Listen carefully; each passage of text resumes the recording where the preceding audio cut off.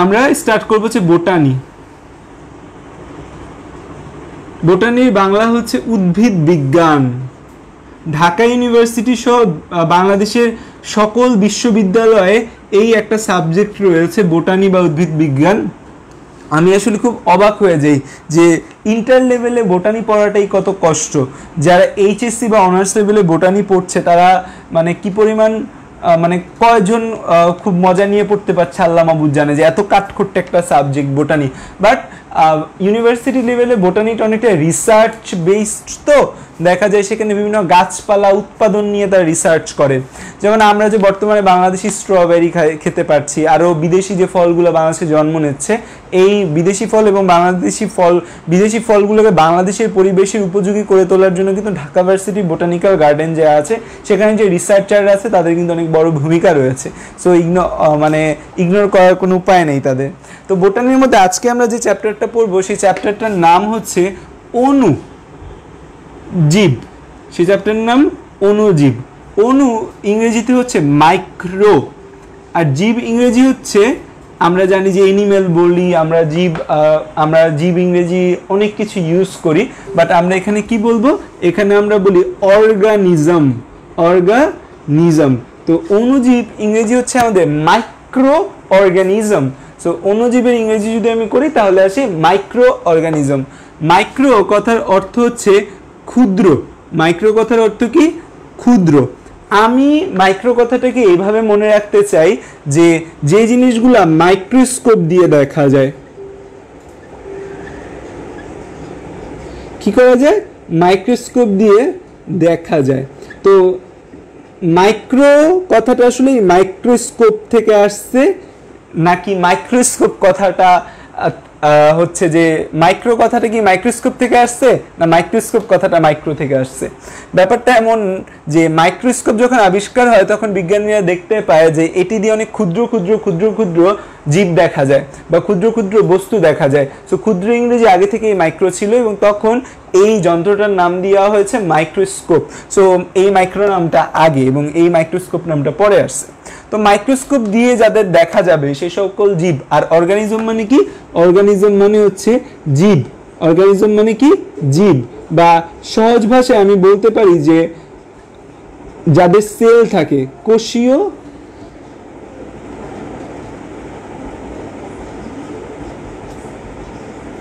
তো আমাদের অণুজীব বললে আসে মাইক্রো অর্গানিজম। মাইক্রো মানে ক্ষুদ্র, অর্গানিজম মানে জীব। মাইক্রো কথাটা এসেছে কোথা থেকে? আমরা নর্মালি মনে রাখবো যাদের দেখার জন্য মাইক্রোস্কোপ প্রয়োজন হয় তাদেরকে আমরা মাইক্রো অর্গানিজম বা আমরা কি বলি? অণুজীব বলি। আর জীব মানে হচ্ছে কি? কোষীয় প্রাণী, যাদের মধ্যে কোষ থাকে, যাদের মধ্যে কোষ বিদ্যমান আছে তাদেরকে আমরা কি বলবো? অর্গানিজম বলবো। যে কোষ আছে, এককোষী হইলেও তার যদি প্রাণ থাকে, সে যদি নিজের কাজ নিজে করতে পারে, সে যদি স্বাধীনভাবে জীবনযাপন করতে পারে, তখন আমরা তাকে বলবো কোষীয় প্রাণী বলবো বা অর্গানিজম কথাটি ইউজ করব। তো এই জন্য এই ক্রাইটেরিয়াগুলো মানে, এই জিনিসগুলো মানে এরকম যারা, তাদেরকে আমরা বলি অণুজীব বলি। যেমন অণুজীবের মধ্যে আমাদের যে নাম আসে, প্রথম নাম যেটা সেটা হচ্ছে ব্যাকটেরিয়া। তোমরা যারা জুলজি পড়ছো তোমরা জানো যে ব্যাকটেরিয়া আমাদের বন্ধু। আমাদের পেটের ভেতরে অসংখ্য ব্যাকটেরিয়া থাকে, আমাদের স্কিনে প্রচুর ব্যাকটেরিয়া থাকে। তারপর যে জিনিসটা আসে তার নাম কি? তার নাম হচ্ছে ব্যাকটেরিয়া সায়ানোব্যাকটেরিয়া। সায়ানোব্যাকটেরিয়া যেটা, সায়ানো মিন্স হচ্ছে, সায়ানোটা একটা গ্রিক শব্দ এবং সায়ানো মানে হচ্ছে নীল। সায়ানোব্যাকটেরিয়া, সায়ানো শব্দের অর্থ নীল না হয়ে এখানে হচ্ছে নীল, সায়ানো মানে নীল। বাট এই সায়ানোব্যাকটেরিয়াকে বলা হয় নীলাভ সবুজ শৈবাল। তো এই সায়ানোব্যাকটেরিয়া আবার আরেকটা নাম হচ্ছে নীলাভ সবুজ শৈবাল। তো ও কি ব্যাকটেরিয়া না শৈবাল, এটা নিয়ে কিন্তু খুব বড় সড়ো একটা ডিবেট আছে যে সায়ানোব্যাকটেরিয়া, যেটাকে আমরা বলি সায়ানোব্যাকটেরিয়া বা নীলাভ সবুজ শৈবাল, সো এই যে নীলাভ সবুজ শৈবাল বা সায়ানোব্যাকটেরিয়া, ও কি শৈবাল না ব্যাকটেরিয়া, এটা নিয়ে কিন্তু বড়সড় একটা বিজ্ঞানীদের মধ্যে ডিবেট চলে। তোমরা আজকে ইন্টারনেটে ঘেটে দেখবা যে এই নীলাভ সবুজ শৈবাল বা সায়ানোব্যাকটেরিয়া এটা কি হচ্ছে যে আমাদের ব্যাকটেরিয়া নাকি শৈবাল। এবং আরেকটা নাম দেওয়া আছে, তার নাম হচ্ছে অ্যাক্টিনোমাইসিটিস। অ্যাক্টিনোমাইসিটিস এই অ্যাক্টিনোমাইসিটিসটা একটা বিশেষ প্রজাতির ব্যাকটেরিয়া। এই অ্যাক্টিনোমাইসিটিসটাও একটা ব্যাকটেরিয়া। সো এই ব্যাকটেরিয়া, সায়ানোব্যাকটেরিয়া, অ্যাক্টিনোমাইসিটিস, এই যে নামগুলা সহ আরও অনেকগুলা নাম রয়েছে, এরা আমাদের অণুজীব। কারণ কি এদের দেখতে আমাদের মাইক্রোস্কোপের প্রয়োজন হবে এবং এরা সকলে স্বাধীনভাবে প্রজননক্ষম, স্বাধীনভাবে বসবাস করতে পারে। They all are cellular organism, তারা সবাই স্বাধীনভাবে থাকতে পারে। এই জন্য আমি একে কি বলছি? এই জন্য আমি একে অণুজীব বলছি, তাই তো? কিন্তু আমাদের এই অধ্যায়ে যদি আমি পড়তে চাই, এই অধ্যায়ে পড়তে গেলে আমার প্রথমেই যে জিনিসটা আসবে তার নাম হচ্ছে ভাইরাস। এবং এই বর্তমান পৃথিবীতে পুরো আমাদের হেলিয়ে দিয়েছে এরকম একটা জিনিসের নাম যদি বলি তাহলেও দ্যাট ইজ ভাইরাস। তোমরা সকলে এখন বাসায় বসে আছো, কারণ কি? ভাইরাস। তো ভাইরাস আমাদের সকল সেন্সে বা সকল দিক থেকে ভাইরাস কিন্তু একটা আমাদের গুরুত্বপূর্ণ জিনিস, এবং ভাইরাসের ক্ষতি কিন্তু বেশি, ভাইরাসের উপকার কম। সো ভাইরাসের কারণে আমরা এখন বাসায় বসে আছি, করোনা ভাইরাস পৃথিবীব্যাপী। সো করোনা ভাইরাস সম্পর্কে যদি আমরা না জানি তাহলে এটা একটা সিন হবে, পাপ হবে। তো এই যে ভাইরাস, এই ভাইরাসটাকে অণুজীবের মধ্যে ফেলা হয় না। So virus is not a micro organism. এইটা একটা popular question for medical admission test, and আমার মতো যারা ঘাটতারা মানুষ আছে তারা পরীক্ষার মধ্যে এই জিনিসটা দিয়ে দেয়। নিচের কোনটি অণুজীব নয়? Virus, bacteria, cyanobacteria, actinomycetes. তখন তোমরা একদম ভাইরাস দেখে ওরে আল্লাহ এই অধ্যায় প্রথম জিনিস ভাইরাস, আমি ভাইরাস দাগাবো, গিয়া ভাইরাস দাগাই দিয়েছো। কারণ অ্যাক্টিনোমাইসিটিস নামটা তোমরা কম শুনছো, আনকমন, তোমরা হচ্ছে এই অ্যাক্টিনোমাইসিটিস দাগাই দিয়েছো যে অ্যাক্টিনোমাইসিটিস অণুজীব নয়। কিন্তু না, আমরা যদি অণুজীবের কথা বলি, অণুজীবের সংজ্ঞায়নে অবশ্যই তাকে আমরা মাইক্রোস্কোপ দিয়ে দেখতে হবে এবং এটা একটা কোষীয় প্রাণী হইতে হবে, তার কোষ থাকতে হবে, জীবন থাকতে হবে। অর্গানিজম মানে জীব, তার জীবন থাকতে হবে। কিন্তু ভাইরাস কি? আমাদের ভাইরাস হচ্ছে ভাইরাস হচ্ছে আমাদের অকোষীয়। ভাইরাসের মধ্যে কি থাকে না? কোনো কোষ থাকে না। ভাইরাস কি? আমাদের কোনো কোষ থাকে না। ভাইরাস হচ্ছে অকোষীয় এবং ভাইরাসকে দেখতে পারবা না তুমি মাইক্রোস্কোপ দিয়া। আমাদের মাইক্রোস্কোপ কিন্তু দুই টাইপের, একটা হচ্ছে লাইট মাইক্রোস্কোপ আর একটা হচ্ছে ইলেকট্রন মাইক্রোস্কোপ। লাইট মাইক্রোস্কোপ দিয়ে আমরা যতটুকু ক্ষুদ্র জীব দেখতে পাবো, ইলেকট্রন দিয়ে এর চেয়েও বেশি ক্ষুদ্র জীব দেখতে পাবো। তার মানে হচ্ছে লাইট মাইক্রোস্কোপ এবং ইলেকট্রন মাইক্রোস্কোপের মধ্যে কোনটা বেশি ক্ষুদ্র জীব দেখতে পারে? এই ইলেকট্রন মাইক্রোস্কোপটা আমাদের বেশি ক্ষুদ্র জীব দেখতে পারে, আর লাইট হচ্ছে কম ক্ষুদ্র জীব দেখতে পারে। তো এই লাইট মাইক্রোস্কোপ দিয়ে আমরা যে জীবগুলো দেখি এগুলো একটু কম ক্ষুদ্র, মানে কম ক্ষুদ্র মানেও ভালো ক্ষুদ্র, খালি চোখে দেখতে পাবো না, বাট মাইক্রোস্কোপ দিয়ে, লাইট মাইক্রোস্কোপ দিয়ে দেখবো। এটার নাম লাইট মাইক্রোস্কোপ কেন করা হয়েছে? কারণ এইখানে কোনো বস্তু দেখার জন্য টু সি এন অবজেক্ট এখানে কি ইউজ করা হয়? এখানে ইউজ করা হয় লাইট ইউজ করা হয়। আর এই জায়গায় ইলেকট্রন মাইক্রোস্কোপে কোনো বস্তু দেখার জন্য কি ইউজ করা হয়? ইলেকট্রন ইউজ করে। ইলেকট্রন ইউজ করে কোনো একটা বস্তু দেখা হয় যে মাইক্রোস্কোপে, সেই মাইক্রোস্কোপকে বলা হয় ইলেকট্রন মাইক্রোস্কোপ। সো ইলেকট্রনের আকার আকৃতি থেকে শুরু করে সব কিছু ছোট, দ্যাটস ইলেকট্রন মাইক্রোস্কোপ দিয়ে আমরা যা দেখতে পাই তার আকার অনেক ছোট হয়। সো ইলেকট্রন মাইক্রোস্কোপটা আকার অনেক ছোট জীবের ডিটেক্ট করতে পারে, অনেক ক্ষুদ্র ক্ষুদ্র সাইজ ও ইলেকট্রন মাইক্রোস্কোপ ডিটেক্ট করতে পারে। ন্যানোমিটার সাইজের জিনিসও ইলেকট্রন মাইক্রোস্কোপ ডিটেক্ট করতে পারে, যেটা লাইট মাইক্রোস্কোপে ডিটেক্ট করা সম্ভব না। ইলেকট্রন মাইক্রোস্কোপে কোনো বস্তু দেখার জন্য কি ব্যবহার করা হয়? ইলেকট্রন। লাইট মাইক্রোস্কোপে কোনো বস্তু দেখার জন্য কি ব্যবহার করা হয়? লাইট। তোমার কলেজের বা স্কুলের ল্যাবরেটরিতে যে মাইক্রোস্কোপগুলো থাকে সেগুলো কোন মাইক্রোস্কোপ? Light microscope. বাংলাদেশে ইলেকট্রন মাইক্রোস্কোপ মনে হয় 2 বা 3টা আছে এবং ইলেকট্রন মাইক্রোস্কোপের প্রচুর দাম। এটা মাইক্রোস্কোপ হচ্ছে কোটি টাকার মতো ইলেকট্রন মাইক্রোস্কোপ। তো এই হচ্ছে যে আমাদের মাইক্রোস্কোপের কথা। তো এই ভাইরাস দেখার জন্য আমি নর্মাল মাইক্রোস্কোপে ভাইরাসকে দেখতে পাবো না, ভাইরাসকে দেখতে হলে আমাদের ইলেকট্রন মাইক্রোস্কোপ হয়, ইলেকট্রন মাইক্রোস্কোপ প্রয়োজন হয়।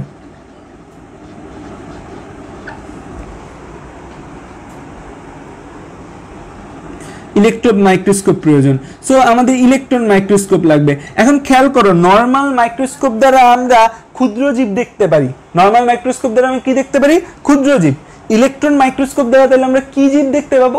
অতি ক্ষুদ্র জীব, মানে মারাত্মক লেভেলের ক্ষুদ্র সেই জীব আমি দেখতে পাই। তার মানে কি এই ভাইরাসটা আমাদের কেমন? ভাইরাসটা আমাদের অতি ক্ষুদ্র, অতি ক্ষুদ্র। তার মানে ভাইরাস শুধু ক্ষুদ্র না, ভাইরাসকে মাইক্রোস্কোপ দিয়েও তুমি দেখতে পারবে না, আলট্রা মাইক্রোস্কোপ লাগবে। তোমাদের বইয়ে কিন্তু আলট্রা মাইক্রোস্কোপের কথা বলা আছে, অতি আণুবীক্ষণিক জীব। তার মানে ভাইরাসটা অতি ক্ষুদ্র, বা আমরা ভাইরাসকে কি বলি? ভাইরাসকে আমরা বলি অতি আণুবীক্ষণিক।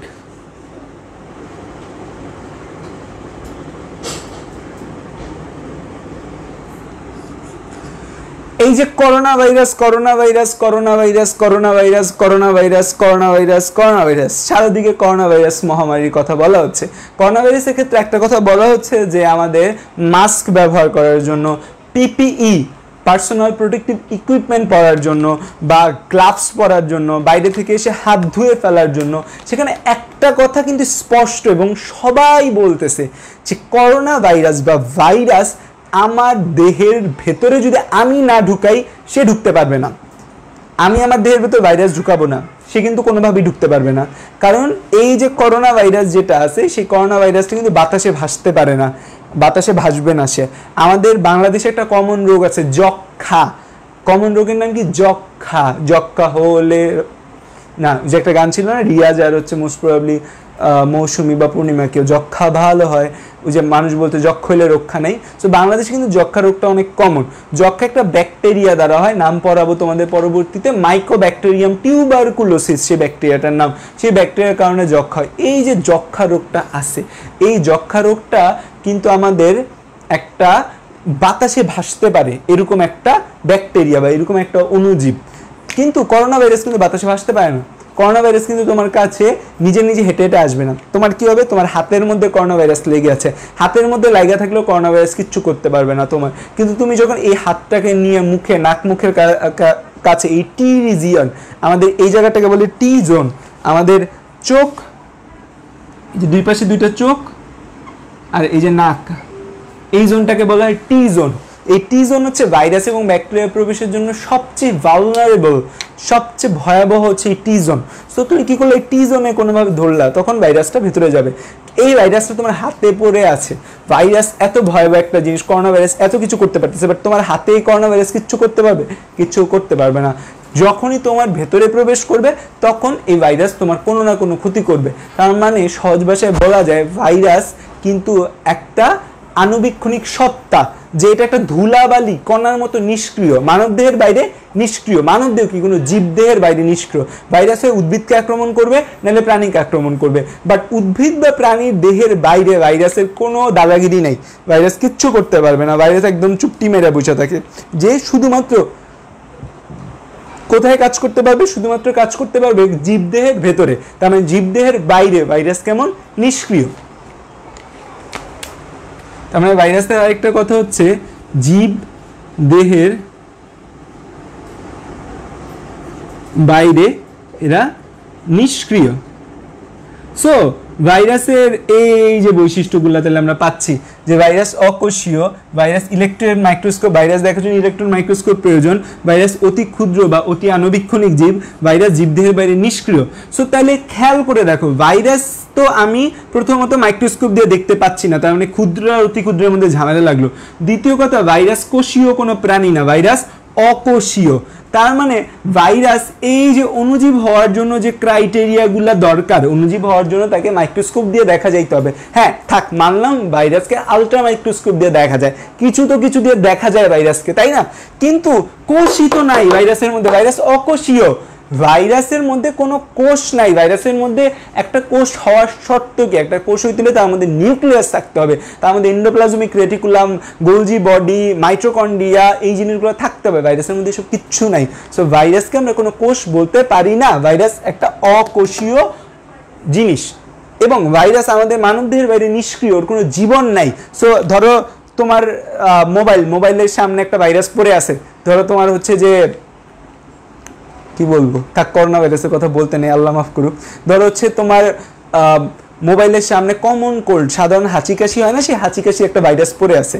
এই যে পড়ে আছে ভাইরাসটা, এই ভাইরাসটার কিন্তু কোনো ক্ষমতা নাই তোমার সামনে এসে হচ্ছে পড়বে। তুমি হাত দিয়ে ধরবা, হাত দিয়ে ধরে ভাইরাসটাকে হাতে নিছো, নিয়ে তারপর নাকের মধ্যে ঘষাঘষি করবা, তোমার মধ্যে ভাইরাস ঢুকে গেছে। সো দ্যাটস ওয়াই আমাদের কিন্তু খুব ইম্পর্টেন্ট একটা কথা, ভাইরাস যখন পরিবেশে থাকে তখন কিন্তু ভাইরাস নিষ্ক্রিয়, তার কোনো জীবন নেই। তার মানে পরিবেশে আছে। তোমার সামনে এখন যদি একটা কমন কোল্ডের ভাইরাস পড়ে থাকে, কমন কোল্ড সাধারণ সর্দি কাশি আমাদের যে ভাইরাসের কারণে হয় তাকে আমরা রাইনো ভাইরাস বলি। আমি নামগুলো সব মুখস্থ করাবো তোমাদের। সো এই যে ভাইরাসটা আছে, এই ভাইরাসটা তাহলে কিন্তু কোনো কাজ নেই ওর, ও একটা নিষ্ক্রিয় সত্তা হিসেবে কাজ করতেছে। তার মানে কি এটাকে জীব বলতে পারবা? পারতেছো না। তো দ্যাটস ওয়াই হচ্ছে যে আমরা এই জন্য ভাইরাসকে কোনো অণুজীব বলতে পারি না। ভাইরাসকে আমরা অণুজীব বলতে পারি না। ভাইরাস নিয়ে যে কি পরিমাণ ডিবেট, ভাইরাস জীব না জ্বর। পরবর্তীতে একজন দুষ্ট বিজ্ঞানী ছিল, এই যে তোমাদের এখানে কিছু দুষ্ট মানুষ আছে না, সেরকম কিছু দুষ্ট বিজ্ঞানী ছিল। একটা বিজ্ঞানী ছিল, তার নাম ছিল লোভ সাহেব। এই লোভ সাহেব বিশাল দুষ্ট একটা বিজ্ঞানী। তার কাছে গিয়ে হচ্ছে যে একদল মানুষ জড়ো হয়ে দাঁড়াইছে। ধরো একদল মানুষ জড়ো হয়ে দাঁড়ায় বলতেছে, লোভ ভাই আমরা না খুব সমস্যায় আছি। তখন লোভ স্যার বলো আমি বিশ্ববিখ্যাত বিজ্ঞানী মিস্টার লোভ বলছি, তোমাদের কি সমস্যা বলো। তো দুই দল দাঁড়ায় গেছে, একদল হচ্ছে অণুজীব বিজ্ঞানীগণ, একদল হচ্ছে যে প্রাণ রসায়নবিদ, আরেকজন অণুজীব বিজ্ঞানীগণ। অণুজীব বিজ্ঞানী নামের মধ্যেই তো জীব আছে। তারা ভাইরাসের যত জীবীয় বৈশিষ্ট্য, যত জীবীয় ক্যারেক্টারিস্টিক আছে, লোভের কাছে বলা শুরু করলো যে লোভ ভাই ভাইরাস তো সংখ্যা বৃদ্ধি করতে পারে, ভাইরাস তো প্রোটিন দ্বারা গঠিত, এরকম নানা বৈশিষ্ট্য বলতেছে। তো লোভ বললো আচ্ছা ভালো, তোমরা তো বললা যে ভাইরাসের কি কি বৈশিষ্ট্য আছে। তখন আরেক দল প্রাণ রসায়নবিদ, রসায়নের কাজ কি? রসায়নের কাজ হচ্ছে যার জীবন নাই, কেমিক্যালের কোনো জীবন আছে, যাদের জীবন নেই তাদের নিয়ে কাজ করে রসায়ন। তো প্রাণ রসায়নবিদরা বলতে যে দেখেন লোভ ভাই, ভাইরাস কিন্তু একদম নিষ্ক্রিয় একটা জিনিস, তার হচ্ছে যে মানব দেহের বাইরে তার কোনো কাজ নেই। সো ঝগড়া লেগে গেছে এই জায়গায় অণুজীব বিজ্ঞানীগণ আর প্রাণ রসায়নগণ। কেউ বলতেছে ভাইরাসের জীবীয় বৈশিষ্ট্য, কেউ বলতেছে ভাইরাসের জড় বৈশিষ্ট্য। এগুলো শুনে লোভ সাহেব খুব আতঙ্কিত হয়ে গেলেন। সে কি বলবে বুঝতে পারছিল না যে এখন কি বলা যায়। তখন লোভ সাহেব বললো, দেখো আমি তোমাদের সকলের কথা শুনলাম, কেউ ভাইরাসের জীবীয় বৈশিষ্ট্য বলতেছো, কেউ ভাইরাসের জড় বৈশিষ্ট্য বলতেছো। আমি বিখ্যাত বিজ্ঞানী, তোমরা আমার কথা শোনো। আমি বলি ভাইরাস জীবও না, ভাইরাস জড়ও না, ভাইরাসই। তার কথা শুনে তো সব মানে একদম অবাক হয়ে গেল যে এতক্ষণ আমি ভাইরাসের জীবীয় বৈশিষ্ট্য বললাম, এতক্ষণ আমি ভাইরাসের জড় বৈশিষ্ট্য বললাম, কিন্তু আলটিমেটলি সে কি বললো? ভাইরাসই। তো এই উক্তিটা দিছিল বিজ্ঞানী লোভের একটা বিখ্যাত উক্তি ছিল যে ভাইরাস জীবও না, ভাইরাস জড়ও না, ভাইরাসই। So virus is a virus. So এটা স্টেটমেন্ট ছিল কার? বিজ্ঞানী লোভে। এরকম একটা সিম্পল স্টেটমেন্ট দিয়ে বিজ্ঞানী লোভ কত বিজ্ঞানী হয়ে গেল। মানে মহৎ মানুষরা যা করে সেটাই কিন্তু একটা স্টাইল হয়ে যায়, তাই না? আর আমাদের মধ্যে ছোটখাটো মানুষরা আমরা যা করি তার কোনো বেল বা পাত্তা থাকে না। সো দ্যাটস ওয়াই আমাদের সকলের মহৎ হইতে হবে যেন আমার ছোটখাটো কাজও একটা ট্রেন্ড হয়ে যায়। সো এই হচ্ছে যে লোভের কথা। সো এখন যদি তোমাকে পরীক্ষায় আমি এমসিকিউ করি যে ভাইরাসই কে বলছে? লোভ। ভাইরাসই কি বলছে? লোভ। মুখে আমার সাথে একবার বলো, দেখবা তোমার আজকে মুখস্থ হয়ে গেছে। এই অণুজীবের যা ক্লাসে যা পড়বো তাই আমার পড়া, ক্লাসে পড়লেই শেষ, আর পড়া লাগবে না আমাদের। সো এই হচ্ছে ভাইরাস নিয়ে কথাবার্তা আমাদের, ঠিক আছে? সো আমরা কিছু কথাবার্তা ফার্স্টে জানলাম।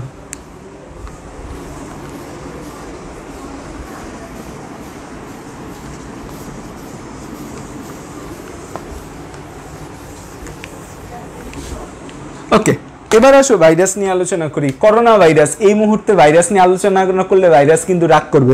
ছোটবেলায় একটা কথা ছিল, চিকেন পক্স হওয়ার পর যে ডিজিজটা আছে চিকেন পক্স, এই চিকেন পক্স হওয়ার পর আয়নার সামনে দাঁড়ালে নাকি চিকেন পক্স রাগ করে চিকেন পক্সের সংখ্যা আরও বেড়ে যায়। ঠিক তেমনি করোনা ভাইরাসের কথা যদি এখন তুমি না পড়ো, করোনা ভাইরাসকে যদি তুমি সম্মান না দাও, দাদা ভাইকে যদি সালাম না দাও, দাদা ভাই কিন্তু খুব রেগে যাবে। সো দ্যাটস ওয়াই আমাদের ভাইরাস নিয়ে জানতে হবে এবং ভাইরাসকে আদর সম্মান করতে হবে। ভাইরাস একটা গ্রিক শব্দ। ভাইরাস কি শব্দ? একটা গ্রিক না, ভাইরাস একটা ল্যাটিন শব্দ। কি শব্দ? Latin words. Virus is A Latin words and ভাইরাসের মিনিং হচ্ছে poison. The meaning of virus is poison. Poison মানে কি? বিষ। ভাইরাসের মিনিং কি? পয়জন বা বিষ বলি আমরা ভাইরাসকে। সো ভাইরাসকে আগে বিষ হিসাবে গণ্য করা হতো, কারণ আবিষ্কারের পরপর দেখা গেছে যে ভাইরাস দ্বারা আক্রমণ হতো সেই হচ্ছে টিকিট পেয়ে যেত উপরে যাওয়ার। উপরে যাওয়ার টিকিট মানুষ কখন পায়? বিষ জাতীয় খাবার খেলে। সো উপরে যাওয়ার টিকিট পাচ্ছে ভাইরাসের কারণে। দ্যাটস ওয়াই গ্রিক ভাষায় ভাইরাসকে বলা হতো পয়জন বা বিষ। সো এরপরও আমরা হচ্ছে যে এখন ব্যবহার করি মানুষের লাইফে যে তুই তো একটা ভাইরাস, মানে মানুষ একজন একজনে বলে না তুই তো একটা ভাইরাস। কেন বলে একজন একজনকে ভাইরাস? যে এই মানুষটা খুব খারাপ, বিষাক্ত মানুষ, পয়জনাস মানুষ, একটা toxic person, that's why you call him or her একটা ভাইরাস। আচ্ছা, তো ভাইরাস হচ্ছে একটা ল্যাটিন শব্দ এবং এটা হচ্ছে, তো এই যে ভাইরাস আমাদের একটা ল্যাটিন শব্দ, এর অর্থ পয়জন বা বিষ। এই ভাইরাসের আবিষ্কার নিয়ে আমরা অনেকগুলা কথাবার্তা বা তত্ত্ব শিখবা আবিষ্কার নিয়ে। তো এই ভাইরাসের আবিষ্কারক বা ভাইরাস কখন কোনটা আবিষ্কার হয়েছে আমরা একটু মজা করে শিখবো। এবং এখানে যতগুলা নাম আছে জাস্ট আমি যে নামগুলা পড়বো সেই নামগুলা তোমরা মনে রাখবা, নাহলে এক পেজ জুড়ে খালি নাম আর নাম, খালি নাম আর নাম, এই নামগুলা দেখতে দেখতে আমাদের কাম হয়ে যায়। সো দ্যাটস ওয়াই আমরা হচ্ছে এই নামগুলো কিছু ছন্দ, কথা, তত্ত্ব দিয়ে পড়ালেখা করব। তো ভাইরাস সম্পর্কে প্রথম আমাদের অনেক ভাইরাসই পৃথিবীতে ছিল। যেমন আমরা বলি যে 1720 সালে পৃথিবীতে একটা মহামারী হয়েছিল, সেই মহামারীর নাম ছিল, সেই মহামারীটা প্লেগ ভাইরাসের কারণে হয়েছে, ইঁদুর থেকে ছড়ায় প্লেগ ভাইরাস। সেই প্লেগ ভাইরাসের কারণে যে মহামারী হয় 1720 সালে সেই মহামারী হয় এবং এটাকে ব্ল্যাক ডেথ বলা হইতো। যে এই প্লেগ ভাইরাসে মানুষ একদম কালো হয়ে মারা যেত আলটিমেটলি। সো এবং প্লেগ কিন্তু ইঁদুরের মাধ্যমে ছড়ায়, ইঁদুরের মাধ্যমে মানুষ হয়, তারপর মানুষের থেকে মানুষের ছড়ায় প্লেগ ভাইরাস। সো 1720 সালে ভাইরাসের কারণে মানুষ মারা গেছে। 1820 সালে কলেরার কারণে পৃথিবীব্যাপী মানুষ মারা গেছে। কলেরা যদিও একটা ব্যাকটেরিয়া জনিত রোগ ছিল। 1920 সালে পৃথিবীব্যাপী মানুষ মারা গিয়েছে কোন ভাইরাসের কারণে? তোমরা সবাই জানি স্প্যানিশ ফ্লু এর কারণে মানুষ মারা গেছে। এবং 2020 সালে বর্তমানে কিসের কারণে মানুষ মারা যাচ্ছে? দ্যাট ইজ করোনা ভাইরাসের কারণে মানুষ মারা যাচ্ছে। তাহলে ভাইরাসের আদি ভিত্তি কিন্তু অনেক আগে, এবং বিজ্ঞানীরা ফসিল নিয়ে গবেষণা করে দেখছে প্রায় 1500 সালের আগেও ভাইরাস পৃথিবীতে ছিল। এবং ভাইরাসকে বলা হয় যে পৃথিবীর প্রথম সৃষ্ট কিছু ভাইরাস। কারণ বিজ্ঞান তো আসলে আর ইসলাম মতে চলে না, বিজ্ঞান চলে তো বিজ্ঞানের মতো। বিজ্ঞান মতে পৃথিবীর সবকিছু সরল থেকে জটিল হয়েছে ধীরে ধীরে, সরল থেকে জটিল। সো ভাইরাস হচ্ছে দ্য মোস্ট সিম্পল ফর্ম, একটা কিছুর সবচেয়ে সিম্পল ফর্ম কি? ভাইরাস। সো দ্যাটস ওয়াই বলা হয় যে ভাইরাস অনেক আগে থেকে ছিল। অনেক প্রাচীন জিনিসের ফসিল রিসার্চ করে ভাইরাসের জিনোম পাওয়া যাচ্ছে সেখানে। সো দ্যাটস ওয়াই বলা হয় ভাইরাস অনেক আগে থেকে আসছে। কিন্তু আমাদের বই যে কথাবার্তাগুলো বলা আছে ভাইরাস নিয়ে আমরা সেগুলাই জাস্ট জানবো।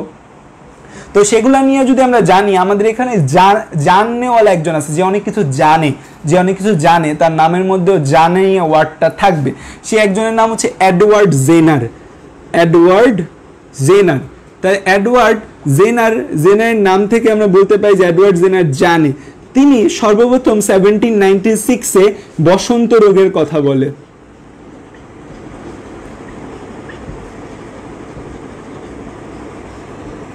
তো আমাদের এখানে একজন জানে এরকম একজন ব্যক্তি আছে যার নামের মধ্যে জানে আছে, জানে মানে জেনার। সেই জেনার ব্যক্তি কিসের কথা জানতো? জেনার বসন্তের কথা জানে। জেনার কিসের কথা জানে? বসন্তের কথা জানে। বসন্ত টার্মটা কিন্তু অনেকভাবে ব্যবহার হয়, এটা কিন্তু রোগের নামও একটা বসন্ত। আবার হচ্ছে আমাদের একটা মাসের নামও আছে বসন্ত মাস বাংলাতে। আবার হচ্ছে যে পৃথিবীব্যাপী যখন নতুন কোনো কিছু শুরু হয়, যেমন আরব দেশে স্বৈরশাসকদের পতন শুরু হয়েছিল যখন, তখন কিন্তু সেটাকে বলা হতো আরব বসন্ত। সো বসন্ত টার্ম কিন্তু অনেকভাবেই ব্যবহার হচ্ছে আমাদের জন্য। এখন প্রথম যে ভাইরাসটা নিয়ে পৃথিবীব্যাপী বিজ্ঞানীরা কাজ করছে তার নাম হচ্ছে টিএমভি বা টোবাকো মোজাইক ভাইরাস। টোবাকো মানে হচ্ছে তামাক, তামাকজাত দ্রব্য খাওয়া এবং তামাকজাত দ্রব্য ব্যবহার করা, তামাকজাত দ্রব্য বিক্রি করা পৃথিবীব্যাপী নিষিদ্ধ। পৃথিবীব্যাপী তামাকজাত জিনিস ব্যবহার করা ভালো না, বাট পৃথিবীব্যাপী সবচেয়ে বেশি ট্রেড যদি কোনো কিছু হয় সেটা তামাক জাতীয় জিনিস সবচেয়ে বেশি ট্রেড হয়। আমেরিকার পার্শ্ববর্তী দুইটা দেশ, একটার নাম হচ্ছে কলম্বিয়া, একটার নাম মেক্সিকো। তোমরা সকলেই নিশ্চয়ই দ্য গ্রেট ড্রাগ ডিলার, পৃথিবীর সবচেয়ে বড় মাফিয়া ডন দ্য পাবলো এসকোবারের কথা শুনছো। তোমরা কেউ নার্কোস সিরিজ দেখছো কিনা জানি না, যদিও আমি পার্সোনালি সিরিজটা অত বেশি দেখি না, বাট নার্কোস সিরিজটা আমি দেখছিলাম পাবলো এসকোবারের লাইফ নিয়ে। সো পাবলো এসকোবার ছিল পৃথিবীর ওয়ান অফ দ্য গ্রেট, মানে গ্রেট বলা উচিত না এসব মানুষকে, ওয়ান অফ দ্য মানে সবচেয়ে বড় ডন বলা হয়, বা হাজার হাজার কোটি টাকার মালিক পাবলো এসকোবার। তো পাবলো এসকোবারের ডিলিং ছিল তামাক, এবং কলম্বিয়ার মোট যে জিডিপি, ওদের জিডিপির মেইন একটা জিনিস হচ্ছে তামাক, এবং তামাক একটা ইউজফুল প্রোডাক্ট, এর উপর অনেক রিসার্চ বা গবেষণাও কিন্তু চালানো হয়, তামাক নিয়ে অনেক রিসার্চ বা গবেষণা চলে। সো তামাক গাছের পাতা নিয়ে তুমি গবেষণা করতে পারবা, বাট তামাক গাছের পাতা যদি তুমি হচ্ছে পুড়িয়ে খাও, যেটা তামাকজাত দ্রব্য তৈরি করে, সেটা তোমার নেশা তৈরি করে এবং সেটা তোমার জীবনের জন্য হুমকি স্বরূপ। এখন মানুষ জীবনের হুমকি মানে না, কেন মানে না? কারণ এই জিনিসটা তামাক জাতীয় দ্রব্য খাওয়া, সিগারেট খাওয়া, মদ খাওয়া থেকে শুরু করে তামাক জাতীয় দ্রব্যের যে ব্যাপারগুলো রয়েছে বা নেশাজাত যে দ্রব্য আছে, এই জিনিসগুলোর ক্ষতিকর দিক দৃশ্যমান না, যে এই জিনিসের ক্ষতিকর দিকটা তোমার জন্য দৃশ্যমান না, তুমি দেখতে পাচ্ছ না, পেছনে একটা আগুন নাই, জিনিসটা যে পেছনে একটা আগুন নিয়ে তুমি দৌড়াচ্ছ, সো এটা দৃশ্যমান না, দ্যাটস ওয়াই আমরা এটাকে পাত্তাও দেই না। কিন্তু এটার কারণে আলটিমেটলি কিন্তু আমাদের লাইফে অনেক ক্ষতি হয়, এবং এরা আমাদের মস্তিষ্কে গিয়ে তামাক জাতীয় জিনিস, যারা নেশা জাতীয় জিনিসের সাথে জড়িত, তাহলে তুমি যতই বোঝাও, যত কিছু করো, সে আলটিমেটলি সেটা ছাড়তে পারে না। কেন পারে না? কারণ এই যে জিনিসগুলো আছে, এরা আমাদের মস্তিষ্কে গিয়ে একটা আনন্দ তৃপ্তি ক্রিয়েট করে, যে না খুব আনন্দ তৃপ্তি একটা ভাব ক্রিয়েট করে, সেই আনন্দ তৃপ্তিটা পাওয়ার জন্য হইলেও তাদের এটা খাইতে হয়, এবং যখন তারা এই আনন্দ তৃপ্তি পায় না, তখন কিন্তু তারা হচ্ছে যে এটার জন্য নিজেকে ব্যথা দেওয়া, ভাঙচুর করা এবং যে কোনোভাবে এটা পাওয়ার চেষ্টা করে, তখনই কিন্তু এটাকে আমরা অ্যাডিকশন বলি, যে ড্রাগ অ্যাডিকশনের লেভেলে পৌঁছে গেছে। তুমি যদি বাংলাদেশের পুলিশদের যে হাজত আছে, মানে একদম সোজা হাজতে গেলে দেখবা, হাজতে যে ছেঁচড়া চোরদের ধরে নিয়ে আসা হয়, এলাকায় রাস্তাঘাটে চুরি করে ছেঁচড়া চোরদের যদি ধরে নিয়ে আসা হয়, তখন তারা কি করে, রাতের বেলা এমন পাগলামি শুরু করে যে অনেক সময় পুলিশ বাধ্য হয়ে তাদের ইয়াবা দেয়, যে ভাই তুই খেয়ে শান্ত থাক, এরকম সিচুয়েশন ক্রিয়েট করে তারা।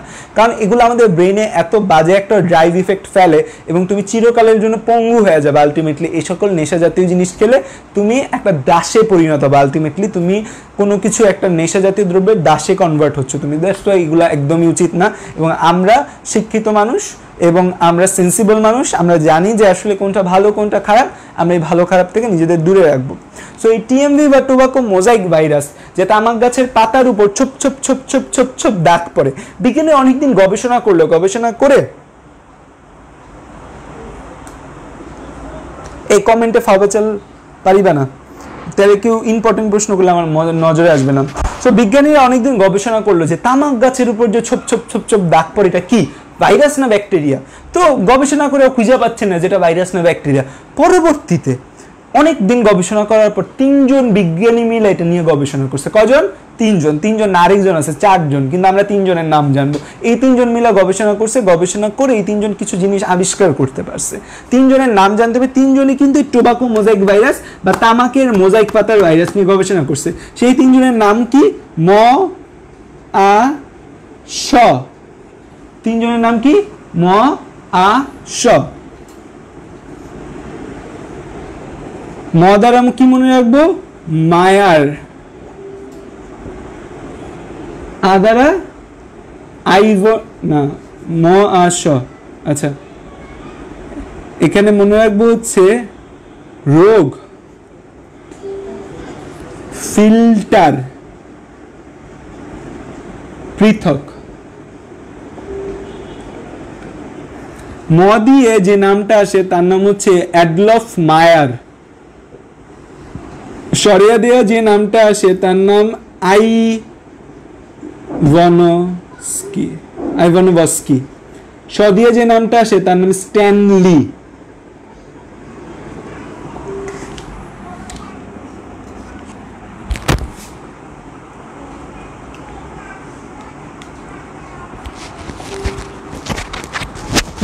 সো ম আস, মায়ার, আইভানোভস্কি, স্ট্যানলি, 3জন বিজ্ঞানী এইটা নিয়ে কাজ করছে, এই টোবাকো মোজাইক ভাইরাস দিয়ে। অ্যাডলফ মায়ার সর্বপ্রথম টোবাকো মোজাইক ভাইরাসটাকে একটা রোগ হিসেবে বর্ণনা করে।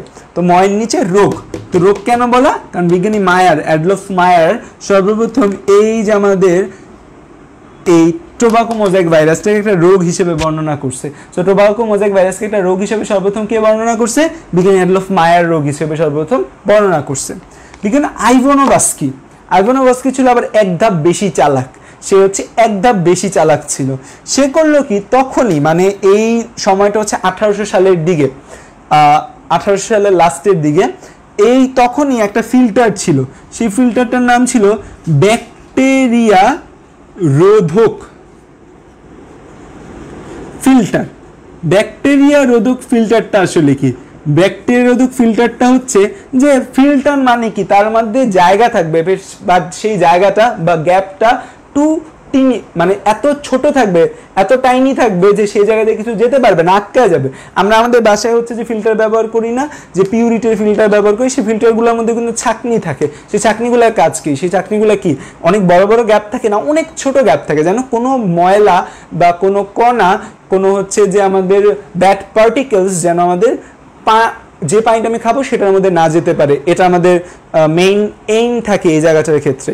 সো এই এইমটা বা এই যে আমাদের লক্ষ্যটা থাকে, এই লক্ষ্যটা নিয়ে একটা ফিল্টার তৈরি করা হয়েছিল যার নাম ব্যাকটেরিয়া রোধক ফিল্টার। এবং এটা খুব সফল একটা ফিল্টার ছিল 1800 সালের দিকে। ব্যাকটেরিয়া কিন্তু অনেক আগে বিজ্ঞানীরা আবিষ্কার করে ফেলছে, কারণ ব্যাকটেরিয়া একটু বড় সড়ো, দেখতে দেখতে ভালো আছে, কিন্তু ভাইরাস হচ্ছে দুষ্ট প্রকৃতির। সো এই যে ব্যাকটেরিয়া রোধক ফিল্টার আছে না, এই ব্যাকটেরিয়া রোধক ফিল্টার দিয়ে তুমি যদি উপর দিয়ে ব্যাকটেরিয়া ছেড়ে দাও, ব্যাকটেরিয়া জাত যদি কিছু, এই ধরো ব্যাকটেরিয়া ফিল্টার তুমি উপর দিয়ে ঢেলে দিছো ব্যাকটেরিয়া জাত কিছু, তখন কি হবে? এই ফিল্টার পাস বা ক্রস করবে না, nothing will cross this filter. ব্যাকটেরিয়াগুলো সব উপরে জমা হবে, তখন তুমি ব্যাকটেরিয়াকে আলাদা করে ফেলতে পারলা। তো মানে ব্যাকটেরিয়া পৃথক করার একটা সিস্টেম হচ্ছে ব্যাকটেরিয়া ফিল্টার ব্যবহার করা। তো আইভানোভস্কি চালাক মানুষ, তিনি টোবাকো মোজাইক ভাইরাস দেখে বললেন যে, বা তামাক গাছের উপর ছোপ ছোপ ছোপ ছোপ দাগ দেখে তিনি বললেন যে আরে এ তো ব্যাকটেরিয়া, একে ব্যাকটেরিয়া তো ফিল্টার দ্বারা পৃথক করো, ও পৃথক হয়ে যাবে। তো এই আইভানোভস্কি কি করলেন? এই টোবাকো মোজাইক ভাইরাসকে ব্যাকটেরিয়া রোধক ফিল্টার দ্বারা পৃথক করার চেষ্টা করছে। ব্যাকটেরিয়া রোধক ফিল্টার দ্বারা কি করার চেষ্টা করছে? পৃথক করার চেষ্টা করছে, বাট সে ব্যাকটেরিয়া রোধক ফিল্টার দ্বারা পৃথক করতে পারেনি। তার মানে হচ্ছে আইভানোভস্কি এই টোবাকো মোজাইক ভাইরাসকে ব্যাকটেরিয়া রোধক ফিল্টার দ্বারা পৃথক করতে পারেনি। না পারার পর তো তার মাথায় হাত, জাল্লা, আমি তো হচ্ছে যে এই ভাইরাসটাকে ব্যাকটেরিয়া রোধক ফিল্টার দ্বারা পৃথক করতে পারলাম না। তখন সে বললো যে আচ্ছা, যেহেতু এটাকে ব্যাকটেরিয়া রোধক ফিল্টার দ্বারা আলাদা করা যায় নাই, তার মানে এটা ব্যাকটেরিয়ার থেকেও আকারে ছোট, এটা ব্যাকটেরিয়ার থেকেও আকারে ছোট, তার মানে এটা নিশ্চয়ই ভাইরাস। তো তিনি কিন্তু আলটিমেটলি সফল হয় নাই, তিনি ফিল্টার করার চেষ্টা করছে আইভানোভস্কি ব্যাকটেরিয়া রোধক ফিল্টার দ্বারা। ভাইরাস কি ব্যাকটেরিয়া রোধক ফিল্টার দ্বারা ফিল্টার করা যাবে? যাবে না। সো সে হচ্ছে কি, সে এখানে ফেলড হয়েছে। ফেল হওয়ার পর হতাশায় ভুগে তার একটা মতবাদ ছিল যে একে তো আমি ফিল্টার করতে বা একে তো আমি পৃথক করতে পারবো না। সো তিনি বলে যে যেহেতু ব্যাকটেরিয়া রোধক ফিল্টার দ্বারা ফিল্টার করা যায় না, সো দ্যাট ইজ কি, এটা আমাদের কি হবে? এটা আকারে অনেক ক্ষুদ্র, সো এটা আমাদের ভাইরাস হতে পারে। কিন্তু এই কাজটার জন্যই এই যে তিনি মতবাদটা দিছে যে এটা ব্যাকটেরিয়া থেকে ছোট, নিশ্চয়ই এটা ভাইরাস বা এটা ভাইরাস জাতীয় কোনো কিছু, এই কথাটা বলার জন্যই তাকে অনেকে ভাইরাসের আবিষ্কারক হিসেবে দাবি করে, যে আরে না, আমাদের আইভানোভস্কি সাহেব তো অনেক আগে বলছে। তো এই জন্য আমরা একে কি বলি? ভাইরাসের আবিষ্কারক। এজন্য অনেকেই হচ্ছে যে আমাদের এই আইভানোভস্কি ভাইরাসের আবিষ্কারক বলে। কিন্তু সে কি কোনো বড় কাজ করছে? সে তো ফেইলিয়ার। দেখো অনেক সময় কিন্তু চেষ্টা করে ফেইলড হলেও অনেক সফলতা পাওয়া যায়। জাস্ট চেষ্টা করে যদি সফলই হইতে হবে এরকম কোনো কথা না, চেষ্টা করছে, চেষ্টা করে তুমি ফেইলড হয়েছো, সেই ফেইলিয়ার থেকেও কিন্তু অনেক সময় বের হয়ে আসে। তো সবচেয়ে ইম্পর্টেন্ট ব্যাপার হচ্ছে কিন্তু তোমার লাইফের চেষ্টা বা ডেডিকেশন, এটা মাথায় রাখবা। এবং স্ট্যানলি যে সাহেব আছে, স্ট্যানলি সাহেব সর্বপ্রথম এই টোবাকো মোজাইক ভাইরাসকে পৃথক করতে পারেন। তো টোবাকো মোজাইক ভাইরাসকে সর্বপ্রথম পৃথক করেন কে? এই স্ট্যানলি প্রায় 1 টন তামাক নিছে, মানে উনি 1 টন তামাক থেকে এই 1 গ্রাম ভাইরাসের ক্রিস্টাল আলাদা করেন। ভাইরাসের ক্রিস্টাল মানে কি? ভাইরাসটাকে একটা দৃশ্যমান অবস্থায় নিয়ে আসেন বা ভাইরাসগুলোকে সব একসাথে করে একটা দানার মতো ক্রিয়েট করেন।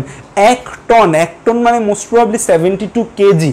সেই 1 টন থেকে তিনি 1 গ্রাম ভাইরাসের ক্রিস্টাল বের করেন কি? স্ট্যানলি, এবং তিনি সর্বপ্রথম ভাইরাসকে পৃথক করতে পারছে। তো ভাইরাসকে সর্বপ্রথম পৃথক করেন কে? স্ট্যানলি। তার মানে টোবাকো মোজাইক ভাইরাস থেকে আমাদের কিন্তু অনেকগুলা কথা জানতে হবে। টোবাকো মোজাইক ভাইরাস থেকে